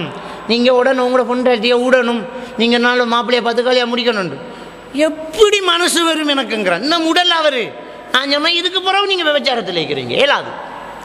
இதுதான் ஃபசக். ஃபசகங்கிறது பிறகு தெரிய வாரது, தாத்தா தங்கச்சண்ட உறவு தெரிய வாரது, இது ஃபசகு. அல்லது கல்யாணம் பண்ணி போட்டு ஒருத்தன் விட்டு போட்டு போய்த்துருவான். புத்தளத்தில் ஒருத்தன் கல்யாணம் பண்ணி விட்டு போட்டு போய்த்தான். பகுத்தில் பிள்ளை போனவன் தான் இல்லை. இங்கே பிள்ளை வளர்ந்து அவன் படித்து அவன் போய் கொழும்பில் ஒரு கல்யாணம் ஒன்று பண்ணிக்கு வருவான். எல்லாம் கல்யாணம் முடிச்சதுக்கு பிறகு மாமனாரை உம்மா பார்த்து போட்டு சொல்கிறாடே, உங்கள் வாப்பா இதான்டாங்க முடிஞ்சு. இவனுக்கு தெரியாதே வாப்பாவை, உங்கள் வாப்பா இதான்னொன்னே இப்போ இவங்க 2 பேரும் மாறு, நான் அவன் தங்கச்சும். இதுதான் ஃபசகு. ஹுலுங்கிறது தான் நம்மளோட ஊரில் ஃபசகுன்னு கதைக்கிற சாமான். நம்மளோட ஊரில் ஃபசகு செய்கிறேங்கிறாங்க இல்லையா, அதுதான் ஹுலுங்கிறது. ஒரு பொம்புல போய் எனக்கு இந்த மாப்பிள்ளை வேணாம் என்று சொல்கிறது. ஒரு மாப்பிள்ளை பொண்டாட்டியை தேவையில்லைண்டா தலாக்கு, ஒரு பொண்டாட்டி போய் மாப்பிள்ளையை தேவையில்லைன்றால் ஹுலு. தானாக அந்த கல்யாணம் பிரிந்தால் ஃபசகு. அது அவங்க 2 பேரும் சேர்ந்து வாழத்தான் விரும்புவாங்க, மார்க்கம் அனுமதிக்காது, அது ஃபசகு. 3க்கும் வித்தியாசம் விளங்கிடுங்க. இதில் தலாக்கு ரொம்ப கஷ்டம். ஒரு பொம்பளையை மாப்பிள்ளை தேவையில்லைன்ட்டு போகிறது ரொம்ப கஷ்டம். அவர் தலாக் பண்ணினால் 3 மாதத்துக்கு அவருடைய வீட்டில் பக்கத்துலேயே அவ இருக்கணும். எப்படித்தான் சண்டை பிடிச்சாலும் பொண்டாட்டியும் புருஷனும் பேசாமல் ஒரு வீட்டில் இருந்து 1 நாள் 2 நாள் 3 நாள் 4 நாள் 5 நாள் ஆகக்குள்ள கனெக்ஷன் வந்துடும். இவர் என்னத்தையாலும் தேடுவார். 2 பேரும் பேசுகிறல்ல, இப்போ தேடக்கூடாது, அண்ணன் லாஜிக்குள்ளே இருக்கம்பா, அதோட சரி கனெக்ஷன் ஆகி. தலாக்கு ரொம்ப கஷ்டம். இவரை செலவில் உடுத்துக்கிட்டு இவரை செலவில் சாப்பிட்டுக்கிட்டு இவரை வீட்டில் இவர் தொடாமல் அந்த பொம்பளை 3 மாதத்துக்கு இருக்கிற ரொம்ப கஷ்டம். 3ஆவது மாதத்துலையாவது இவங்களுக்கு கனெக்ஷன் ஆகிடும். ஆவிட்டென்றால் அந்த தலாக்கு கேன்சல். 3 மாதமும் தொடரல அப்படி என்றால் ஒரு தலாக் முடிஞ்சிருக்கு. அந்த பொம்பளைக்கு ஒரு தலாக் முடிஞ்சிருக்கு. இந்த 3 தலாக்குன்ற நம்மடாக்கள் என்ன நினைக்கிறேன், தலாக்கண்டா 3 தலாக்கு நினைக்கிறாங்க. அது இல்லை. தலாக்கன்ற ஒரு பொம்பளையை விட்டு 3 மாதம் அவர் வீட்டில் வச்சிருந்து அந்த 3 மாதத்துக்குள்ளே அவங்க சேரல்லாட்டி தலாக் ஆகும், இல்லாட்டி தலாக் ஆகாது, இடையில உடஞ்சிடும். இந்த நோன்பு முறியிடமாயிரு. நோன்பு பிடிச்சா சகருக்கு பிடிச்ச நோன்பை மகரி வரைக்கும் வச்சுக்கிறிக்கணும். இடையில தண்ணியை குடிச்சா முடிஞ்சு நோன்பு இல்லை. அது மாதிரி 3 மாதத்துக்கு இவங்க 2 பேரும் ஒரு வீட்டில் இருக்கணும். அவரை சாப்பாடு தான் சாப்பிடணும், இவரை உடுப்பு தான் உடுக்கணும், ஒண்டா இருக்கணும். இந்த 3 மாதத்துக்குள்ளே இவங்க சேர்ந்துட்டாங்கண்டா, தாம்பத்திய உறவில் ஈடுபட்டுட்டாங்கண்டா, தலாக் உடைஞ்சிடும். ஈடுபடலாட்டி 3 மாதம் முடிஞ்ச உடனே அவ போவா, புருஷன் வீட்டில் இருப்பா. சீதனை வீட்டில் இருந்த தலாக்கு நடக்காது. இவர் தான் இதா இருக்கணும். இதா இருக்கிற புருஷன் வீட்டில் தான். இது பொண்டாட்டின வீட்டில் இதா புருஷன் மாறி இருக்க வரும். அதனால தான் சீதனம் எடுக்க இயலாது. ரைட். இந்த பொம்பளை ஒரு தலாக் செல்லப்பட்ட பொம்பளை. இந்த பொம்பளைய ஏன்னா நம்மளோட ஆக்கள் இப்படி பிரிஞ்சத்தை கிழவனுக்கு கல்யாணம் பண்ணி கொடுத்து போட்டு திரும்ப முடிக்கிறாங்க. ஏன்னாண்டா 3 தலாக் சொன்னால் அவள் இன்னொரு ஆளை கல்யாணம் பண்ணி விட்டதுக்கு பிறகு திரும்ப கல்யாணம் பண்ணணுன்ற சட்டத்தை வச்சுக்கிட்டு என்னைவாங்க, ஊரில் இருக்கிற பள்ளி மோதி இன்கிழவனை பார்த்து கல்யாணம் பண்ணி பிறகு நாங்கள் பண்ணுவேன்ன்றோம். சில நேரம் அவள் நாளைக்கு சொல்வாள், நான் கிழவனுடைய இருக்க போகிறேன்னு. அப்படியே மிரிக்கி. சரி, இது ஒரு தலாக் சொல்லப்பட்ட பெண். இந்த பெண்ணை இவர் திரும்ப கல்யாணம் பண்ணலாம். இந்த பெண்ணை இவர் திரும்ப கல்யாணம் பண்ணலாம். எப்படி திரும்ப கல்யாணம் பண்ணுற? திரும்ப ஒலி சொல்லி திரும்ப மகர் கொடுத்து திரும்ப கல்யாணம் பண்ணலாம். கல்யாணம் பண்ணினா இந்த பொண் ஒரு தலாக் சொல்லப்பட்ட பொண் திரும்ப கல்யாணம் பண்ணிக்க. அவள் விரும்பினா வேறு கல்யாணமும் பண்ணலாம், அந்த பொம்பளை விரும்பினா வேறு கல்யாணமும் பண்ணலாம், இவரையும் கல்யாணம் பண்ணலாம். இப்போ இந்த வாழ்க்கை நடந்துக்கு போகும்போது திரும்ப ஒரு பிரச்சனை வந்துட்டு திரும்ப தலாக், திரும்ப 3 மாதம் இருக்காங்க.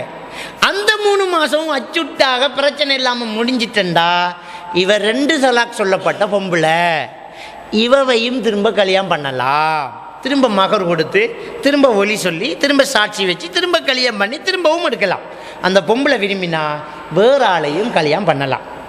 இப்போ 2 தலாக் சொல்லப்பட்ட பொம்பளையோட வாழ்ந்துக்கிட்டு இருக்கிறார். இப்போ ஒரு பிரச்சனை வந்து திரும்ப தலாக் சொன்னாதான் முத்தலாக் வந்திருக்கே. இந்த 3 மாதத்துக்குள்ளே சேர்ந்தாத்தான் இவருக்கு நீ இவ கல்யாணம் பண்ணலாம் சான்ஸ். அந்த 3 மாதத்துக்குள்ளே 3ஆவது தலாக்கை உடைக்கணும். இவர் உடைச்சிட்டு சேர்ந்தாத்தான் சான்ஸ் இருக்கு. அந்த 3 முடிச்சிட்டாருண்டா இது 3 தலாக் சொல்லப்பட்ட பொம்பளை. இனி இவர் விளையாட போடாது. இனி இந்த பொம்பளையை இவர் கல்யாணம் பண்ண இயலாது. இனி இந்த பொம்பளையை இவர் கல்யாணம் பண்ண இயலாது. அவர் அந்த பொம்பளையை கல்யாணம் பண்ணுறதாக இருந்தால் இன்னொரு விஷயம் நடக்கணும். என்ன விஷயம்டா, அவள் இன்னொரு கல்யாணம் பண்ணணும். அந்த கல்யாணம் பிளான் பண்ணி நடக்கக்கூடாது. அதை ரசூல்லா தடுத்தாங்க. அந்த கல்யாணம் நடந்து அவங்களுக்கு என்னமாலும் ஒரு பிரச்சனை வந்து அவன் தலாக் சொல்லி அவன் 3 மாதம் இதா இருந்து அந்த 3 மாதத்துக்குள்ள 2 பேரும் சேராமல் பிரிஞ்சா அவனுக்கு ஒரு தலாக் சொல்லப்பட்ட பொம்பளை, இவருக்கு 3 தலாக் சொல்லப்பட்ட பொம்பளை. அவனை அந்த பொம்பளை திரும்ப கல்யாணம் பண்ணலாம் அல்லது நம்மளையும் கல்யாணம் பண்ணலாம். இப்போ அந்த பொம்பளைக்கு இவரையும் கல்யாணம் பண்ணலாம், அவரையும். அது அவட விருப்பம். தலாக்கு ரொம்ப கஷ்டம் பாருங்க. ஆனால் ஹுலுங்கிறது ஒரு பொம்புல தேவையில்லைங்கிறது சிம்பிள் விஷயம். இவ்வளோ உரிமையை பெண்களுக்கு கொடுத்திருக்குது. ரசூலுல்லாஹி ஸல்லல்லாஹு அலைஹி வஸல்லம் அவங்கள்ட்ட இந்த சஹாபி பொம்பளை போய் கேட்குறாங்க, யார் ரசூலுல்லாஹ் கல்யாணம் படிச்சு தான் இந்த மாப்பிள்ளை எல்லாம் நல்லம், தீனில் எல்லாம் நல்லம், ஆனால் எனக்கு பயமாக இருக்கு, அவரோட இருந்தால் நான் குஃப்ரில் போய்த்துருவேனோ உண்டு. என்ன பிரச்சனைன்னு ரசூலுல்லாஹ் தோண்டி கேட்கல, மறைச்சி சொல்கிறாங்க அந்த பொம்பளை. அவர் தீனில் நல்ல மார்க்கத்தில் பக்காவாக நல்லமாக இருக்கிறாரு, ஆனால் அவரோட வாழ்ந்தால் நான் குஃப்ராயிருவேன்னு எனக்கு பயமாக இருக்கு, வேணாம் வாழ்க்கைன்றாங்க. நம்புடாக்கள் அது என்னென்று ஓப்பனாக சொல்லணும்பாங்க. நம்புட காலிமார் அது தெளிவாக சொல்லணும். இது என்ன தெளிவாக சொல்லணும்? அவள் தான் விருப்பம் இல்லைங்க, உனக்கு என்னத்துக்கு அவன் ஹோட்டல், அங்கே இருக்கிற பிரச்சனை உனக்கு என்னத்துக்கு இன்னொரு வாழ்க்கையை பிரிக்கியா? ரசூலுல்லாஹி ஸல்லல்லாஹு அலைஹி வஸல்லம் அதெல்லாம் தெளிவாக சொல்லணும், சாட்டு சொல்லணும், 3 காரணம் சொல்லணும்ன்றெல்லாம் சொல்லலை. விருப்பம் இல்லையா? அவள் சூசகமாக சொல்கிறா, என்னமோ தெரியல, எனக்கு பயமாக இருக்குதுங்கிறாங்க. சரி, ரசூலுல்லாஹ் அவர் தந்த மகரை திருப்பி கொடுப்பியான்னு கேட்குறாங்க. பொம்புல தலாக் சொல்கிறதா இருந்தால், ஒரு பொம்புல ஹுலு செய்கிறதா இருந்தால் மாப்பிள்ளைக்கிட்ட வாங்கின மகரை திருப்பி கொடுக்கணும். நம்மளோட பொம்பளைகளுக்கெல்லாம் மகரை திருப்பி கொடுக்குற கடும் லேசி, 101 ரூபா காசு தான், அள்ளி எறிஞ்சிடலாம். ஆனால் மாப்பிள்ளை மரம் திருப்பி கொடுக்குறாங்க கஷ்டம். காணி, நிலம், மோட்டர் பைக்கில் காசு, அது இது ஊடு வளவட்டு கணக்கு நகை நட்டு பொட்டி காசு எல்லாத்தையும் மருதொண்டி காசு, சாப்பாடு, கல்யாணம் விட்டு சாப்பாடு, காவினுக்கு செலவு அனுப்பினது லிஸ்ட்டு மாமனார் போட்டு வைப்பான். 1.5-2 யார் நீளத்தில் தருவான் லிஸ்ட். இன்னைக்கு அங்கேருந்து படிச்சுக்கு வா, படிக்கிறதுக்கு 3 நாள் டைம் தாங்கம்பான். அவ்வளவு செலவழிச்சிருக்கு விளங்கிட்டா. அப்போ ரசூலுல்லாஹி ஸல்லல்லாஹு அலைஹி வஸல்லம் அவங்க மகரை திருப்பி கொடுப்பியானாங்க. என்ன மகர்? ஒரு பேரீச்ச மர தோட்டத்தை மகராக வாங்கியிருக்க அந்த பொம்பளை. அதுக்கு தான் அந்த ஹதீஸை எடுத்தேன். ஒரு பேரீச்ச மர தோட்டத்தை மகராக வாங்கியிருக்க அந்த பொம்பளை, வாங்கின மகரை திருப்பி கொடுப்பாங்க, நான் கொடுத்துட்றேன்றாங்க. எனவே தான் மகர் என்பது பேரீச்ச மர தோட்டங்களாக இருக்கிறது. அப்துல் ரஹ்மான் இப்னு அவுஃப் ரலியல்லாஹு தஆலா அவங்க சொல்கிறாங்க, ஈச்சம் விதை அளவு தங்கத்தை கொடுத்து நான் கல்யாணம் பண்ணேங்கிறாங்க. மகரா என்ன கொடுத்திக்கிறாங்க?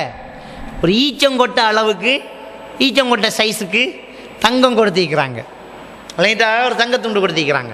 எனவே தங்கம் கொடுத்திக்கிறாங்க, பேரிச்ச மர தோட்டு கொடுத்திக்கிறாங்க, குர்ஆனை கற்றுக் கொடுத்திக்கிறாங்க, செருப்பு சோடி கொடுத்திக்கிறாங்க. இப்படியெல்லாம் சஹாபாக்களுடைய ஹதீதுகளை பார்த்தா மகர் தொகையை வித்தியாசமாக கொடுத்திக்காங்க. இந்த 101 ரூபா கதை கிடையாது, மகர் கொடுத்தாச்சு. கல்யாணத்தில் ஒரு ஃபிக்ஸர் பாருங்கள். அப்போ பெண் தரப்பில் செலவு வருதா? செலவு வராது, மகர் கொடுத்து முடிஞ்சு. லா நிக்காஹ இல்லா பி ஒலியின், ஒலி இல்லாமல் கல்யாணம் செல்லுபடியாகாதுங்கிறாங்க ரசூலுல்லாஹி ஸல்லல்லாஹு அலைஹி வஸல்லம். கல்யாணம்டா ஒலி இருக்கணும். யாருக்கு ஒலி? பொம்பளைக்கு தான். ஒரு ஆம்பளை கல்யாணம் பண்ணுறதுக்கு உமா வாப்பாட அனுமதி தேவையில்லை. ஒரு ஆம்பளை கல்யாணம் பண்ணுறதுக்கு உமா வாப்பா, தாய் தகப்பனை மறக்கக்கூடாது, அது வேறு விஷயம். ஆனால் தாய் தகப்பன் அனுமதி கட்டாயம் இருக்கணும் அப்படிங்கிற விதி விலக்கெல்லாம் கிடையாது. அவன் பிடிப்பினா கல்யாணம் பண்ணிட்டுப்பான். விளையண்டா அன்னி சொல்லலாம், அப்படி போனேன் அங்கே ஒரு பொண்ணை பிடிச்சிட்டு கல்யாணம் பண்ணி வந்துட்டேன், தலையை சொரியலாம், அது நோ ப்ராப்ளம். அவனுக்கு ஒரு அனுமதி, அவனுக்கு ஒலிகாரம் தேவையில்லை. பெண்ணை பொறுத்த வரைக்கும் போனேன் பிடிச்சிட்டு ஓடிட்டேன்னு சொல்ல இயலாது. அப்போ பெண்ணுக்கு ஒலிகாரர் தேவை. யார் ஒலி? ஒலி என்றா என்ன? நம்ம அவுலியா அவுலியான்னு சொல்கிறோம் இல்லையா? அந்த அவுலியாங்கிறது பன்மை சொல், அதில் ஒருமை சொல் தான் ஒலி. ஒலி என்கிற சொல்லுக்கு பன்மை தான் அவுலியா. இல்லைங்களா? இந்த சொல்லுக்கு அர்த்தம் என்ன? நேசர், பொறுப்புதாரி என்ற அர்த்தம். கல்யாணத்துக்குள்ள அவுலியா வந்தா பொறுப்புதாரி, கபுராடிக்குள்ள அவுலியா வந்தா நேசகர். நம்மளோட ஊர் பழக்கத்துக்கு சொல்கிறேன். சரி, எனவே இந்த ஒலிங்கிறது பொறுப்புதாரி. யார் அந்த பெண்ணை பொறுப்பாக இருந்து பார்க்குறாவோ அவர் தான் ஒலி.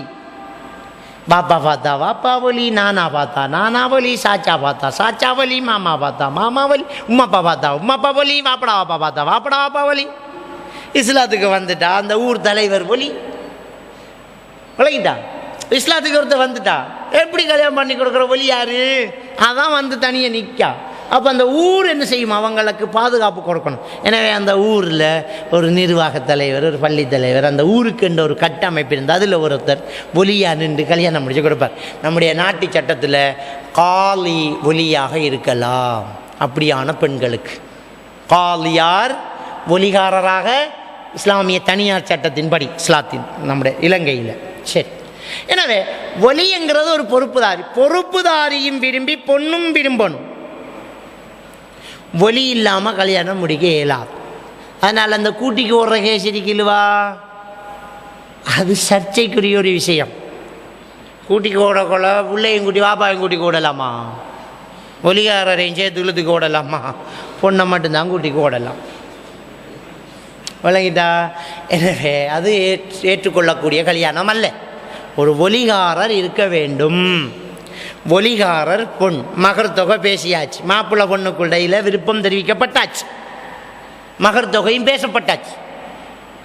அடுத்த விஷயம் சாட்சி. லா நிக்காஹ இல்லா பி ஷாஹிதின், 2 சாட்சிகள் இருக்கணும். கணக்க தேவையில்லை, குறைந்தபட்சம் 2 சாட்சி, 2 சாட்சி இருப்பாங்க, குறைந்தபட்சம் 2 சாட்சி. அப்போ மாப்பிள்ளை ஒலிகாரர் 2 சாட்சி, 4 பேர் இருந்து கல்யாணம் முடிஞ்சிடும். 4 பேர் இருந்தால் கல்யாணம் முடிஞ்சிடும். பொம்பளை வீட்டுக்கு இருப்பா, பொம்பளோட சம்மதத்தோடாம் ஒலிகாரர் வந்திருக்கார், ரைட், அவருக்கு பிரதிநிதி, அவருக்கு பிரதிநிதியா ஒலிகாரர். மாப்பிள்ளை 2 சாட்சி, மௌலவி இந்த வேலை, ரெஜிஸ்டர் இந்த வேலை. ரெஜிஸ்டருங்கிறது நாட்டு சட்டத்துக்கு, நம்ம நாட்டு சட்டத்துக்கு தான் பதிவு. அது அது வழி இல்லை. நம்ம பிள்ளை பிறந்தா பதிவு வைக்கிறது மார்க்கத்துக்கு இல்லை, நாட்டு சட்டத்துக்கு. அது மாதிரி தான் கல்யாணம் பண்ணா பதிவு வைக்கிறது நாட்டு சட்டத்துக்கு, அது மார்க்கம் இல்லை. கல்யாணங்கிறது 2 சாட்சி, ஒலிகாரர், மாப்பிள்ளை, பேசப்பட்ட மகர் தொகை. அது கடனாக இருக்கலாம், புற உதாரணம்னு சொல்லலாம், உடனேயும் கொடுக்கலாம். கொடுத்த மாமனாருக்கு கொடுக்குறல, பிள்ளைக்கு தான் கொடுக்குற. சிலாக்கள் மகர் தொகையை பொக்கட்டு போகிற, அது பிள்ளைக்கு, உங்களுக்கு இல்லை மாமா அஞ்ச கொண்டாங்கன்னு வேண்டி பிள்ளைக்கு கொடுங்க. இவ்வளோதான் 4 பேரோட கல்யாணம் முடியுது.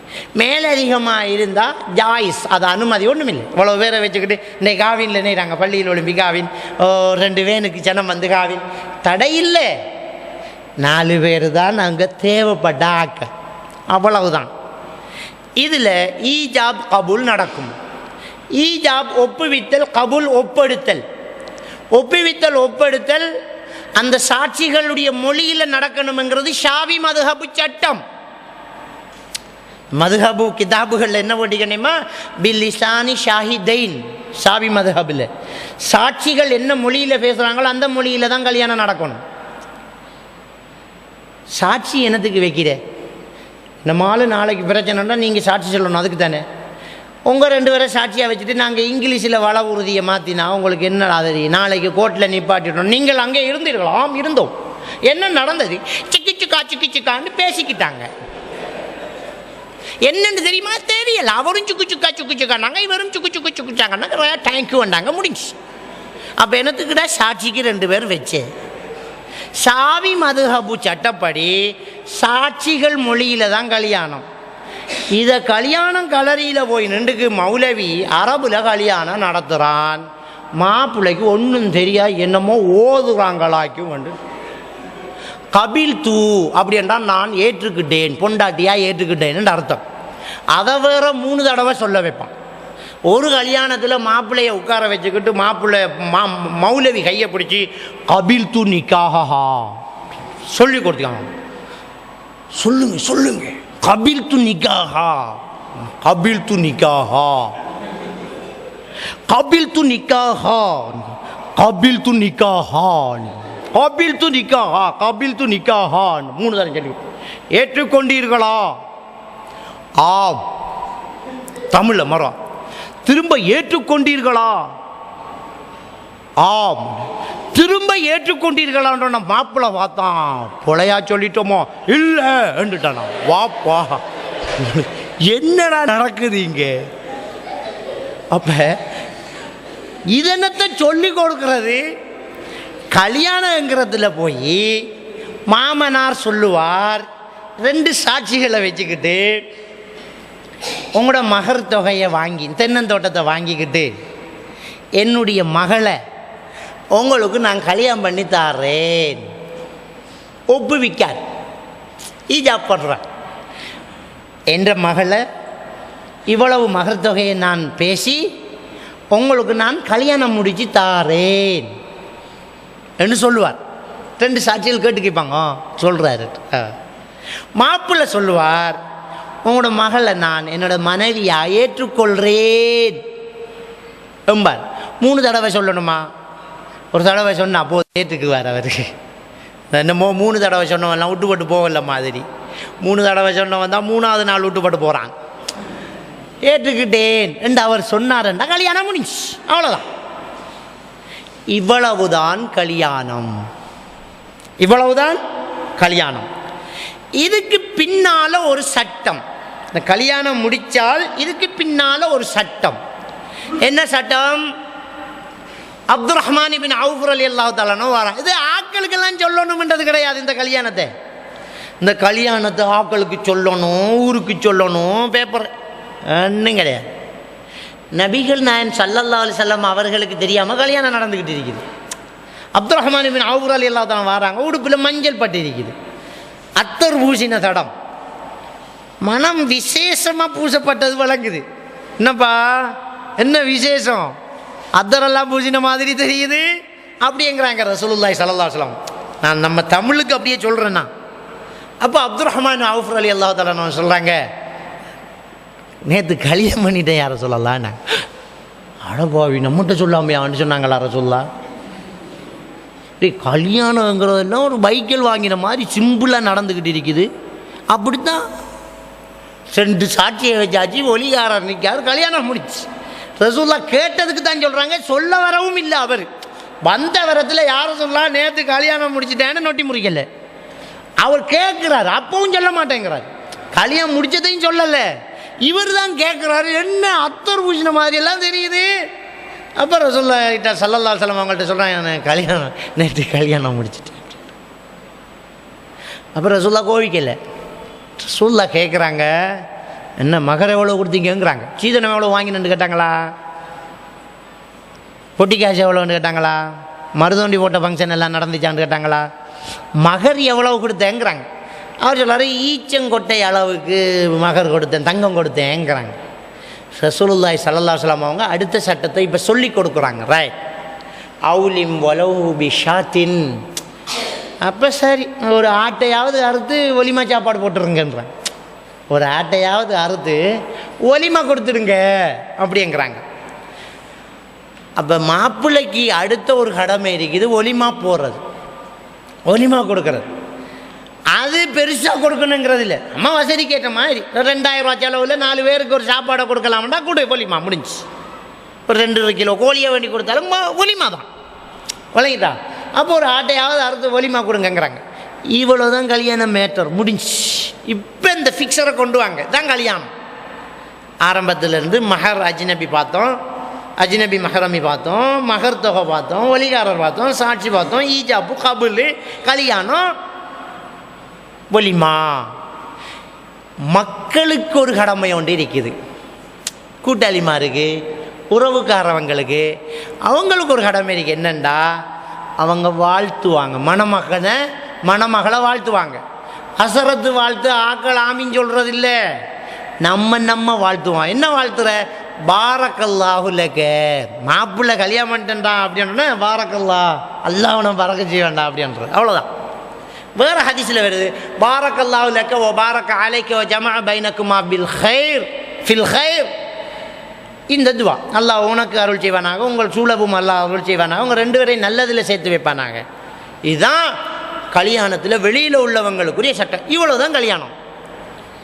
திருத்தப்பட வேண்டிய திருமணம், இதுக்கு வெளியில் என்னென்ன இருக்குது அதெல்லாம் திருத்துங்க. இப்போ என்ன நடந்துக்கிட்டு இருக்குது?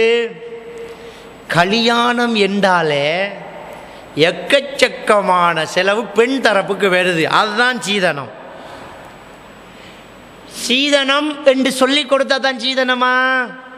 நம்ம நல்லா சிந்திக்கணும். மோசடி வாழ்க்கையில் இருக்கக்கூடாது. மோசடி ரொம்ப பொல்லாதது. அல்லவ ஏமாத்தையா போகிறோம். நம்ம இந்த யூத சமூகத்துக்கு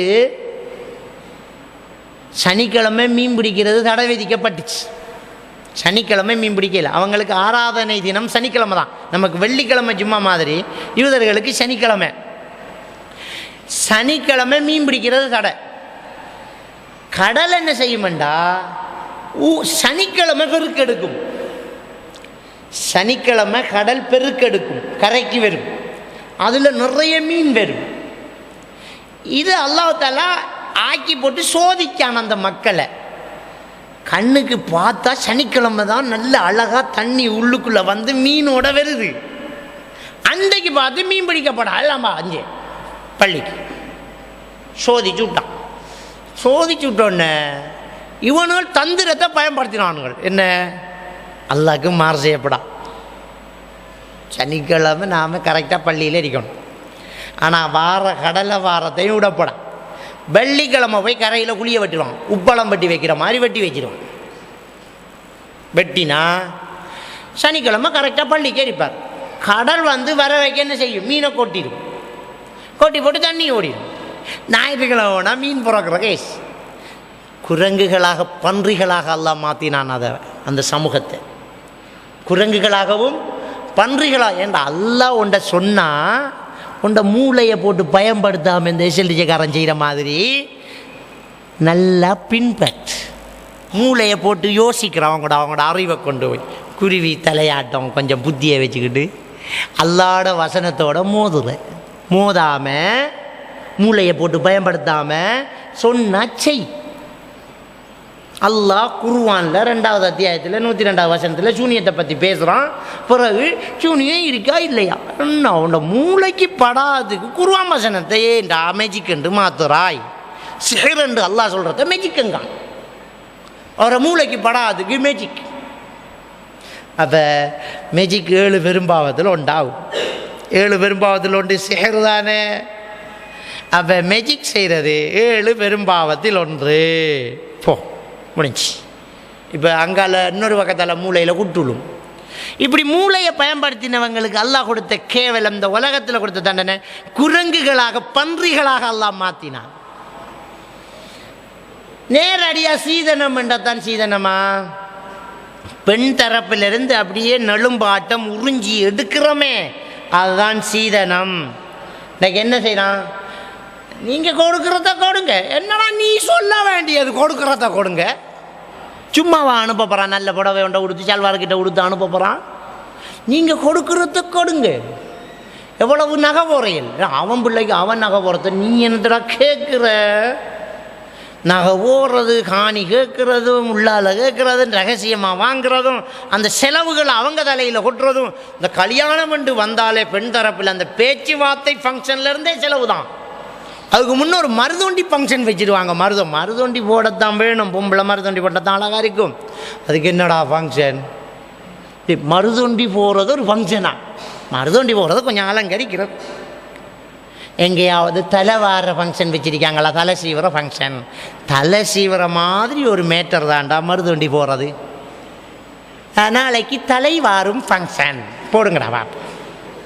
என்னடா இது? ஒரு பொம்பளை தலை வாருவா, அவள் வீட்டுக்குள்ளே இருந்துக்கிட்டு மருதோண்டி போடுவா. அவள் வீட்டுக்குள்ளே இருந்து அவள் கையில் அவள் மருதோண்டி போடுறதுக்கு நீ ஏன்டா ஃபங்க்ஷன் வைக்கிற? நீ இந்த மருதோண்டி ஃபங்க்ஷனுக்கு செலவு வரத்திருக்குது இல்லையா? அதுக்கு இங்கேருந்து ஒரு வேன் போடுறதும், ஒரு பொட்டி கொண்டு போகிறதும், அதுக்கு ஒரு ஸ்டைலில் போடுறதும், மூடுறதும், அவங்க வாரதும், அப்படி ஒரு ஆள் போய் கையை பிடிச்சி மருதோண்டி போகிறதும், மருதோண்டி போட்டாளுக்கு அவங்க ஒரு கொடுப்பனை வைக்கிறதும், அது ஒரு பெரிய ஃபங்க்ஷன் ஆகி அண்டைக்கு வாங்குகிற சம்சா என்ன, வாழைப்பழம் என்ன, கேக்கு துண்டு என்ன, ஊற்றுற டீ என்ன, டீன் பால் என்ன, மறுவா அந்த டீ முருகல் ரெண்டு சண்டை என்ன, வாழைப்பழம் சின்ன ரெண்டு பிரச்சனை, கேக்கை வெட்டிக்காங்க, கேக்கு ஸ்லைட் பான் வெட்டின மாதிரி அப்படி என்று சொல்லி கல்யாணம் குழஞ்சதுக்கு முதல் உள்ள செலவை திருப்பி கொடுக்கவும் மாட்டாங்க. அழைச்சிட்டு இன்னொரு பொண்ணுக்கு போவாங்க.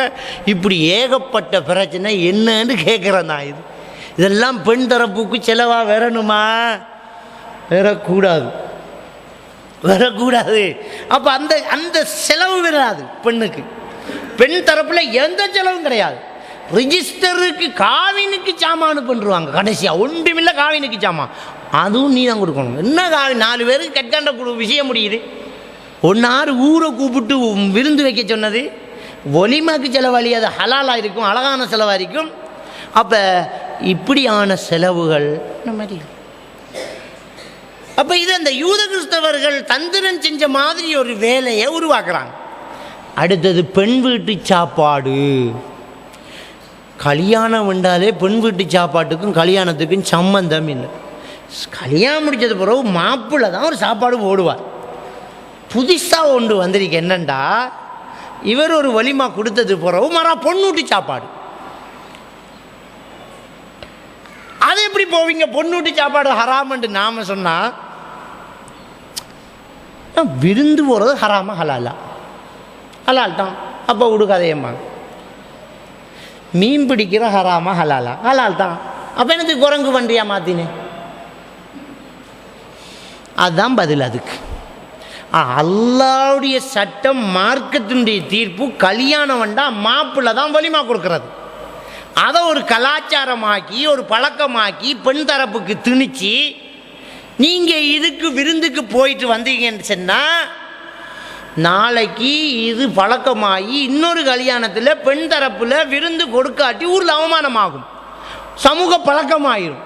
சமூக பழக்கமான அவங்கள்ட்டையும் குற்றம், பழக்கமாக்கின நம்மகிட்டையும் குற்றம். ஏண்டா ரசூலுல்லாஹி ஸல்லல்லாஹு அலைஹி வஸல்லம் அவங்க சொல்கிறாங்க, மன் சன்ன சுன்னத்தன் செய்யத்தன், யார் ஒரு பாவத்துக்கு வழிகாட்டுறாரோ அந்த பாவத்துக்கு வழிகாட்டினவருக்கு அந்த பாவத்தில் பங்கும் அதில் சேர்ந்தவங்களுடைய பங்கும் குறையாமல் கிடைக்குமென்னாங்க. வழிகாட்டிடக்கூடாது, அவாய்ட் பண்ணணும், அதை வெறுக்கணும், போகக்கூடாது. யாருமே ஆக்கின சோத்தை கொட்டட்டும், போகக்கூடாது. பெண் தரப்பில் எப்படி வலிமா சாப்பாடு வெறும் பெண் வீட்டு சாப்பாடு போகக்கூடாது, கொடுக்கக்கூடாது. மாப்பிள்ளை தான் சாப்பாடு கொடுக்கணும். அது ஃபேமிலி பெருசுன்னா ஃபேமிலிக்கு சாப்பாடு கொடுக்கணும். மார்க்கத்தில் சட்டம் கிடையாது. நீ 2 பேருக்கு சாப்பாடு கொடுத்தாலும் கடமை முடிஞ்சு போச்சு. அப்போ பெருத்த ஃபேமிலியில் ஒருத்தனும் கொளுத்த கல்யாணம் பண்ண இயலாதோ? பெருத்த ஃபேமிலியில் கல்யாணம் பண்ண இயலாதோ? காசு இல்லாதவன் அப்படி இல்லை. 2 பேர் தான் கொடுக்கலாம் வேண்டாம், 2 பேருக்கு கொடு, கல்யாணம் முடிஞ்சு. பெண் தரப்பில் எந்த விதமான செலவும் பெறாது. நகை போகிறது, நட்டு போகிறது, மருதொண்டி போகிறது, பெண் வீட்டு சாப்பாடு, எந்த செலவுமே அந்த பெண் தரப்பில் பெறக்கூடாது. எல்லாம் மாப்பிள்ளை பார்த்துக்கோ. அவரை கெப்பாசிட்டிக்கு அதனால அவரை கொண்டு வாட்டி வதக்கி செலவழிக்க சொல்லலை. அவரை கெப்பாசிட்டிக்கு ஏற்றமா எவ்வளவு கொடுக்கலாமா அவர் கொடுப்பாரு. ஆனால் ஒரு மோதிரம் தான் போடலாம்ன்றாலும் மோதிரத்தை போட்டு கல்யாணம் பண்ணிடுவார். அல்லது ஒரு சல்வார் கிட்டு தான் மகரண்டா சல்வார் கிட்டு அவள் ஏற்றுக்கிட்டா முடிஞ்சு, கல்யாணம் முடிஞ்சு. 2 பேருக்கு தான் வலிமா தான், 2 பேரோட வலிமா முடிஞ்சு. காவினுக்கு 4 பேர் வருவாங்க, 5 டீ ஊற்றினா முடிஞ்சு. டீ ஊற்றுறாள் கொண்டு கணக்கு பழைய பேத்து நினைக்காதீங்க. எனவே இப்படி சிம்பிளாக கல்யாணம் முடிக்கிறது, சும்மா சிம்பிளாக. இல்லை பொன் தரப்புக்கு எந்த செலவும் முடியாது. அப்போ பொண்ணை பெற்றவன் ஆண்டியாக தேவையில்லை. பொண்ணை பெற்றவன் ஓடணுமா? ஓட வேண்டிய அவசியம் இல்லை. அவன் சரியா நிற்பான். அடுத்தது இந்த கல்யாண ஃபங்க்ஷன். வீண் விரயம் பொதுவாக எல்லாத்துலேயும் தடை தான். தான். ஒரு பெண்ணை சோடிச்சு மாப்பிள்ளைக்கிட்ட அனுப்புறது சுன்னத்.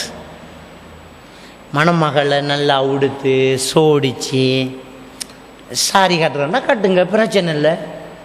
நல்லா உடுத்து அலங்கரித்து பூ வச்சு மருதொண்டி போட்டு சோடிச்சு ஒரு பெண்ணை மாப்பிள்ளைக்கிட்ட அனுப்புறது சுன்னத்து, செஞ்சிருக்காங்க, நல்லம். ஆனால் இதில் அநேகமான செலவை கொண்டு போய் போட்டு வீண் விரயம் செய்கிறது இருக்கிறேன். அதுதான் அல்லாஹ் வெறுக்கிற ஒரு விஷயம். அல்லாஹ் தஆலா வீண் விரயம் செய்கிறத வெறுக்கிறான். சும்மா சோடிக்கிறதுக்கு 25,000 ரூபா செலவழிப்பான். சோடிக்கிறது எதுக்கு? அதே முகம்தான் வர போகுது. எண்ணத்தை போட்டு தேய்ச்சாலும் அந்த மூஞ்சி தான் வரும். விளங்கிட்டா? நீங்கள் 25,000 ரூபா 35,000 ரூபா செலவழித்தாலும் ஆயிஷா ஐஸ்வர்யா ஆக மாட்டா. ஆயிஷா தான் வருவா. ஐஸ்வர்யா வர மாட்டான், அவள் தான் வருவாள். இப்போ தேவையில்லாத செலவு 25,000 அதை போட்டு தர்மம் செய்யி, அதை ஒலிமாக்கு கொடு, சாப்பாடு கொடு. அப்போ இந்த பெண் தரப்பில் சோடிக்கிறாங்க அதிகமான செலவு. அப்போ வீண் விரயம் எங்கே தீர்மானிக்கப்படுது? வீண் விரயம் என்ன தீர்மானிக்கப்படுது என்றால், நம்ம எடுக்கக்கூடிய அந்த பிரயோசனத்துக்கு ஓரளவு அதுக்குன்னு ஒரு விலை இருக்குது. இப்போ ஒரு ஆள் சாப்பிட்றார், அந்த சாப்பாடு ஒரு கோழி பொரியல், ஒரு சந்து வச்சு, ஒரு பிரியாணி வச்சு, ஒரு சாப்பாடு சாதாரணமாக நல்ல ஸ்பெஷலாக சமைச்சவன் ஒரு 500 சொல்கிறான்னு வச்சுக்கோங்க. ஒரு ஆளை சாப்பாடு 500 ஒரு பார்சல். சரி, இன்னும் கொஞ்சம் நல்ல நெய்யெல்லாம் போட்டு கொஞ்சம் அட்வான்ஸ் ஒரு 700. ரைட், 700 சாப்பாடு. ரைட், அதுக்கு மேலே விரும்புன்னு நினைக்கிறீங்களா? 700 மேலே சரி, ஒரு 1000 ஆக்கிடுவோம். 1000 சாப்பாடு. ரைட், இதுவரைக்கும் ஓகே, இதுவரைக்கும் ஓகே. இதே சாப்பாடை 10,000 வாங்கி திண்டா அது வீண் விரயமா இல்லையா? வீண் விரயம் தானே. இதே சாப்பாட்டை என்ன செய்வான், பெரிய குளத்தில் மிதக்கிற ஹோட்டல் ஒன்றை அடித்து அதுக்கு ஒரு போட் சர்வீஸ் வச்சு உள்ளுக்கு ஒரு பச்சை பல்ப் வச்சு அரைங்குறைமான ஒரு பொம்பளைய அவங்க சர்வீஸ் பண்ணுறதுக்கு வச்சு அதுக்கு ஸ்பெஷலாக ஒரு ஆள் வந்தோன்னா அவர் அப்படியே போட்டில் வந்து உள்ளுக்கு போய் அந்த பொம்பளை போய் அதை கொடுத்துட்டு அந்த பீர்சியில் துண்டு வச்சா 10,000. வீண் விரயமாக இளவு. அது கரையில் 1000, அந்த குளக்கரையில் அது 1000. உள்ளுக்கு போய் 10,000 திங்கிறா. ஒரே சோடா போட்டல் கடையில் 30, ரெஸ்டாரண்ட்டில் போய் 200. வீண் விரயமா இல்லையா?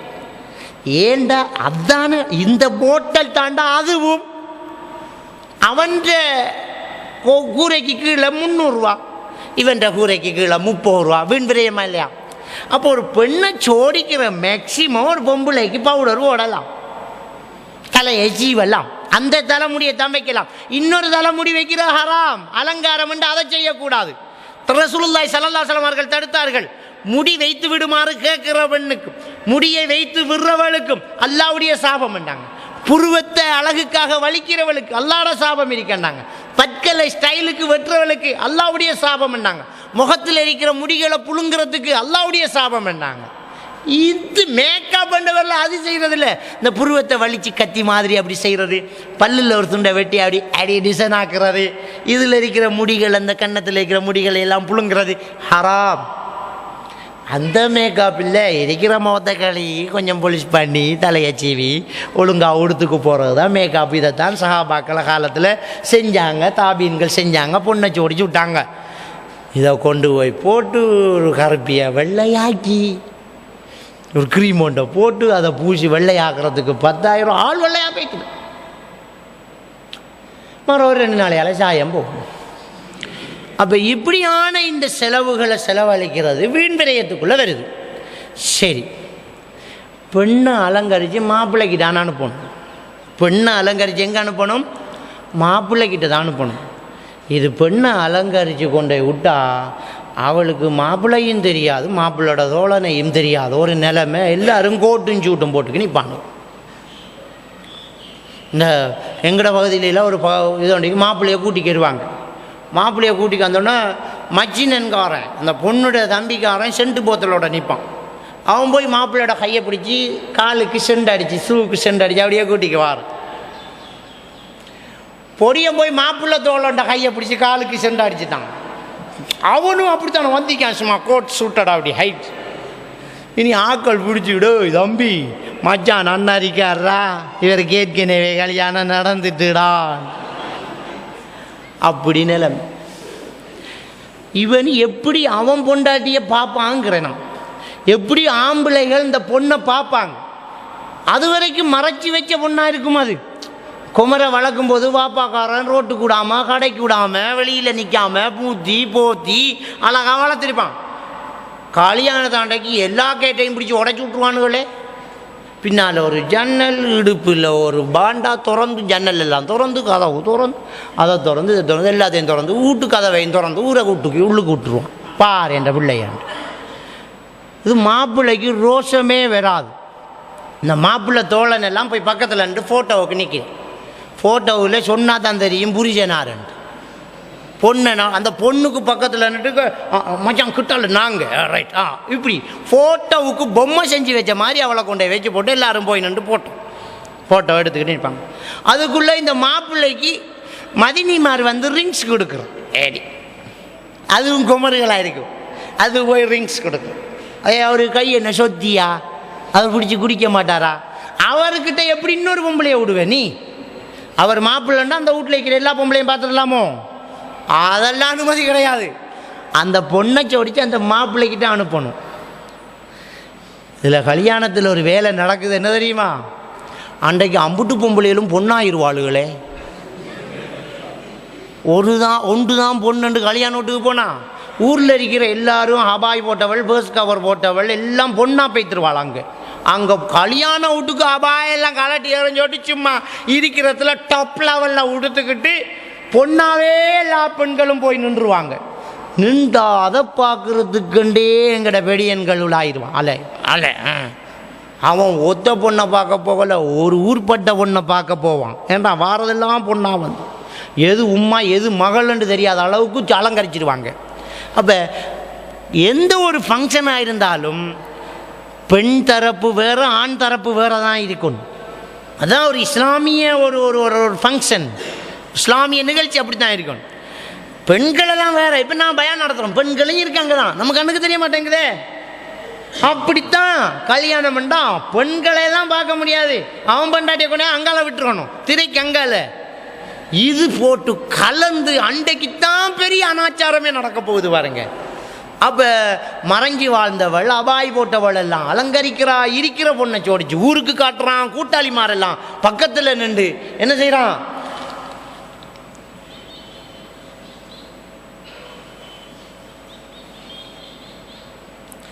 இப்படியாக இந்த கலாச்சாரங்கள் சீர்கெட்டு போயிட்டு இருக்கிறத நாங்கள் பார்க்கணும். எனவே வீண் விரயம் எப்படி தடையோ அது மாதிரியாக இந்த அலங்காரம் என்கிறத மட்டமாக செஞ்சு அதை பெண்ணை சோடித்து மாப்பிள்ளைக்கிட்ட தான் அனுப்பணுமே தவிர அவர் மட்டும்தான் ரசிக்கணுமே தவிர அவ ஊர் ரசிக்கிற அளவுக்கு இருக்கக்கூடாது. அது என்னல்ல ஒரு இஸ்லாமிய திருமணம் இல்லைங்கிறத நாங்கள் தெளிவாக புரிஞ்சுக்கணும். இதெல்லாம் திருத்தப்பட வேண்டிய அந்த திருமணத்துக்குள்ள வரக்கூடிய ஒரு முக்கியமான விஷயமாக இருக்கும். அன்புக்குரியவர்களே, இதுக்கு மேலே இது மாதிரியாக இந்த கல்யாணம் முடிஞ்சிட்டுண்டா தொடர்ந்து செலவுகள் பெண் தரப்பில் வரும். பொன் பார்க்க போகிற ஃபங்க்ஷன் வச்சுருவாங்க, அவங்க ஊரில் இருக்க என்னன்னு தெரியாது. பொன் பார்க்குறதுக்கு திரும்ப வருவான், அதுக்கு ஒரு செலவு, தலப்பிரசவ செலவு அது வேறு. 6 மாத சாப்பாடு இருந்துச்சு ஒரு காலத்தில், இப்போ இருக்க தெரியா. கொஞ்ச நாளைக்கு மாப்பிள்ளை பொண்ணுக்கும் மாமனார் தான் சோறு கொடுக்குற. முதல் பிள்ளை பிறக்கிற செலவெல்லாம் இங்கே மாமனார் மாமியாவோட. இப்படி ஏகப்பட்ட தொடர் செலவுகள், தொடர் சீதனங்கள் அப்படியே தேங்கி தேங்கி தேங்கி தேங்கி ஒரு குடும்பத்தை போட்டு சுக்குநூறாக்கு. எனவே இதெல்லாம் இஸ்லாமிய திருமணம் அல்ல, இதெல்லாம் திருத்தப்பட வேண்டும். ஒரு ஆம்பளை ஒரு தன்னம்பிக்கை உள்ளவன், அவனாக அவன் சொந்த கால நிற்கும். அவன் பெண்ணை எடுத்துக்கிட்டு போகணும், அவன் தான் வச்சு காக்கணும், அவன் தான் வச்சு பார்க்கணும். அவன் எப்போவுமே ஆம்பளையாக இருக்கணும், எல்லாத்துலேயும் அவன் ஆம்பளையாக இருக்கணும். அதுதான் கல்யாணம்ங்கிறது, அதுதான் இஸ்லாமிய திருமணம்ங்கிறது. எனவே இந்த இஸ்லாமிய திருமணத்துக்கு மாற்றமாக நாம் விட்ட விஷயங்கள் என்னென்னலாம் இருக்குதோ அது எல்லாமே ஹராமான விஷயங்கள் தான், அந்நிய கலாச்சாரங்கள் தான். மருதொண்டி என்போம், மெழுகுவர்த்தி ஏற்றுறதம்போம், சோடா கொடுக்குறதம்போம், இந்த த்ரௌன் என்போம், இப்படி என்னென்ன ஒவ்வொரு ஊர்லேயும் இருக்குதோ இதெல்லாம் அந்நிய கலாச்சாரங்கள். இதையெல்லாம் தவிர்ந்து கொள்வோம். எல்லாம் வல்ல அல்லாஹ்வுக்கு சுப்ஹானஹு வ தஆலா நம் அனைவரையும் இஸ்லாம் சொல்லக்கூடிய அளவுக்கு சரியான திருமணங்களை நம்முடைய வாரிசுகளுக்கு நம்மை வைத்து நடத்துவதற்கும் தௌஃபீக் செய்து, திருமணம் முடிக்காத நமக்கும் அப்படிப்பட்ட இஸ்லாமிய திருமணங்களை முடிப்பதற்கும் தௌஃபீக் செய்வானாக. வஆகிரு தஅவானா அல்ஹம்துலில்லாஹி ரப்பில் ஆலமீன். ஒரு கேள்வி கேட்டிருக்கிறாங்க. தந்தையின் சின்னம்மாவின் மகனை திருமணம் செய்ய இயலுமா? தந்தையின் சின்னம்மாவின் மகனை, அப்போ வாப்பாட சாட்சிர மகன், வாப்பாட சாட்சிர மகன் வாப்பாக்கு ஒன்று விட்ட சகோதரன், அதை கல்யாணம் முடிக்கலாமா? முடிக்கலாம். எப்படி முடிக்கலாம்டா, வாப்பாட சொந்த சகோதரனை தான் கல்யாணம் முடிக்க இயலாது. பாப்பாட சொந்த சகோதரனை கல்யாணம் முடிக்க இயலாது. பாப்பாட ஒன்று விட்ட சகோதரங்களை என்ன செய்யலாம், கல்யாணம் முடிக்கலாம். ரசூலுல்லாஹி ஸல்லல்லாஹு அலைஹி வஸல்லம் அவர்களும் அலி ரலியல்லாஹு தஆலா அவர்களும் காக்கா தம்பிமார். எப்படி காக்கா தம்பிமார்? நானா தம்பிர பிள்ளைகள். அலி இப்னு அபி தாலிப், அலி இப்னு அலி ரலியல்லாஹு தான் பாப்பட பேர் என்ன? அபு தாலிப். அபு தாலிப் ரசூலுல்லாஹ்காரு சஜா, சின்னப்பாவோ பெரியப்பாவோ. அப்போ அபு தாலிப் ரசூலுல்லாஹ்ட பெரியப்பா. ரசூலுல்லா அநாதையானோன்னா வளர்த்தாரு பெரியப்பா. அலி ரலியல்லாஹுடைய பாப்பா. அப்போ அலி ரலியல்லாஹு தஆலாவும் ரசூலுல்லாஹும் மாறி நம்முடைய பாஷையில் சொல்லணும்டா காக்கா தம்பி, நானா தம்பிர பிள்ளைகள். காக்காட தம்பிர பிள்ளைகள் தான் ரசூலுல்லாஹும் அலி ரலியல்லாஹு தஆலா. இப்போ ரசூலுல்லாஹுடைய மகள் ஃபாத்திமா நாயை அலி ரலியல்லாஹு தஆலா கல்யாணம் முடிக்காங்க. ரசூலுல்லாஹுடைய மகள் ஃபாத்திமா நாயை யார் முடிச்சிக்கா? அலி ரலியல்லாஹு தஆலா முடிச்சிக்காங்க. நம்முடைய சட்டத்தில் பார்த்தா ஃபாத்திமா நாய்க்கு அலி ரலியல்லாஹு தஆலா சின்னப்பா. நம்முடைய பாஷையில் சொல்கிறா ஃபாத்திமா நாய்க்கு அலி ரலியல்லாஹு தஆலா யார்? சின்னப்பா. எப்படி சின்னப்பா? பாப்பட தம்பி. எப்படி பாப்பட தம்பி? பாப்பட உண்டு விட்ட தம்பி. முடிக்கலாமா? முடிக்கலாம். ரசூலுல்லாஹ் முடிச்சு கொடுத்திக்காங்க. எனவே அது அஜ்னபியாகும். பாப்பாட ஒன்று விட்ட சகோதரங்கள் என்ன செய்து அஜ்னபியாவது கல்யாணம் முடிக்கலாம். வேறு ஏதாவது கேள்வி கேட்டிக்கிறாங்க. வலிமாவுக்கு போகும்போது ஏதாவது அன்பளிப்பு கொண்டு போக வேண்டுமா என்று கேட்குறாங்க. பொதுவாக அன்பளிப்புங்கிறது இஸ்லாத்தில் அனுமதித்த ஒரு விஷயம். அதை நிர்பந்தமாக்குற ஒரு கலாச்சாரத்தை நாங்கள் உருவாக்கிடக்கூடாது. விளங்கிட்டா? அன்பளிப்பு ஹதியா பண்ணுறங்கிறது, இப்போ நான் உங்களோட வீட்டுக்கு வரும்போது உங்களுக்கு ஏதாவது ஒன்றை வேண்டி கொண்டு நான் தாரது, நீங்கள் எனக்கு ஏதாவது ஒன்றை கிஃப்ட்டை தாரது, சும்மா இருந்த வாக்கில் என்னமாலும் வாங்கி தாரது, இதெல்லாம் அன்பளிப்பு ஹலால். ஆனால் நம்ம ஊரில் ஒரு பழக்கம் உண்டிக்கு என்னென்றால் நிர்பந்திக்கப்பட்ட அன்பளிப்புகளை உருவாக்குறது. எப்படின்னா ஒரு ஆளுக்கு புள்ள பிறந்துட்டேன்டா, அந்த புள்ள பிறக்கிற வீட்டுக்கு நாம் சாமானோட போகணும். அது இல்லாட்டி சும்மா போகவே இல்லாது. புள்ள பிறந்தா சும்மா போய் பார்த்துக்கு வரோம். அதுக்கு என்ன வேண்டிக்கு போகணும். வேண்டிக்கு போய் நமக்கு திரும்ப பிள்ளை பிறந்தோன்னா அவர் விரல்ல என்ற ஒரு பிரச்சனை வரும். அவரை பிள்ளைக்கு நாங்கள் சாமம் வேண்டி போனாங்க, அவர் விரல்ல. அப்போ அவர் என்ன செய்கிறாருண்டா, அவர் யோசிக்கார், நம்மளோட பிள்ளைக்கு அவர் சாமான்லாம் வேண்டிக்கு வந்து அன்னரம் அவள் ஓக்கர் வேண்டிக்கு வந்து கொமட்டு வேண்டிக்கு வந்து அன்னரமே 2000 ரூபாய் சாமம் வேண்டிக்கு வந்து. அப்போ நாம் இப்போ ஒரு 2500 ரூபாய்க்காலும் சாமம் வேண்டி போகணும். காசும் இல்லை, என்ன செய்கிற பிள்ளை பிறந்தது கிழமையாச்சுன்னு ஓடி தெரிவாங்க. அப்போ இதெல்லாமே என்ன செய்கிறேன்னா அந்த பண்டமாற்று வியாபாரம் மாதிரி தர்மம். ரசூலுல்லாஹி ஸல்லல்லாஹு அலைஹி வஸல்லம் அவங்க இதை சொன்னாங்க. தர்மத்தை கொடுத்துட்டு திரும்ப எதிர்பார்க்கறது கக்கியதை நக்கும் நாயின் செயல்ண்டாங்க. வாந்தி எடுத்துட்டு திரும்ப அதை நக்கிற ஒரே ஒரு கேடுகட்ட சாமான் நாய் தான். வேற ஒன்றும் அதை திரும்ப திங்காது. வாந்தி எடுத்துட்டு தர்மம் செய்கிறங்கிற வாந்தி எடுத்த மாதிரி அதை திரும்ப போய் நக்கிறது தான், திரும்ப எதிர்பார்க்கறது. நான் கொடுத்தா நீ வரணும், நான் கல்யாணத்துக்கு வந்தால் நீ கல்யாணத்துக்கு வரணும் என்றது. வருத்தம் வந்தாலே அதே கேஸாக போகுது பாருங்க. அவர் வருத்தம் பாட்டில்ன்றோன்னா பேக்கோட போகணும். பேக்குக்கு காசு இல்லாட்டி சொந்த காக்காவுக்கு சோகம் இல்லை, பார்க்க போக இல்லாத ஒரு நிலைமை ஒன்று உருவாகுது. எனவே முதல்ல இந்த கிஃப்ட்டு கொண்டு போகிறத ஃபங்க்ஷன் ஆக்கிடக்கூடாது, கட்டாயம் கொண்டு போகணுன்னு ஆக்கிடக்கூடாது. வருத்தம் வேண்டாம், பாஞ்சு விழுந்து போகணும், பார்க்கணும், புள்ள பிறந்தா சந்தோஷத்தை தெரிவிக்கணும், போகணும். வசதி வரும்போது கொடுப்போம், அதை எதிர்பார்த்து கொடுக்கக்கூடாது. நம்ம உணர்ச்சி பூர்வமாக என்ன செய்ய வேண்டும், அதனை கொடுக்க வேண்டும். அதான் இதுக்கான பதிலாக இருக்கும் நான் நினைக்கிறேன். வேறு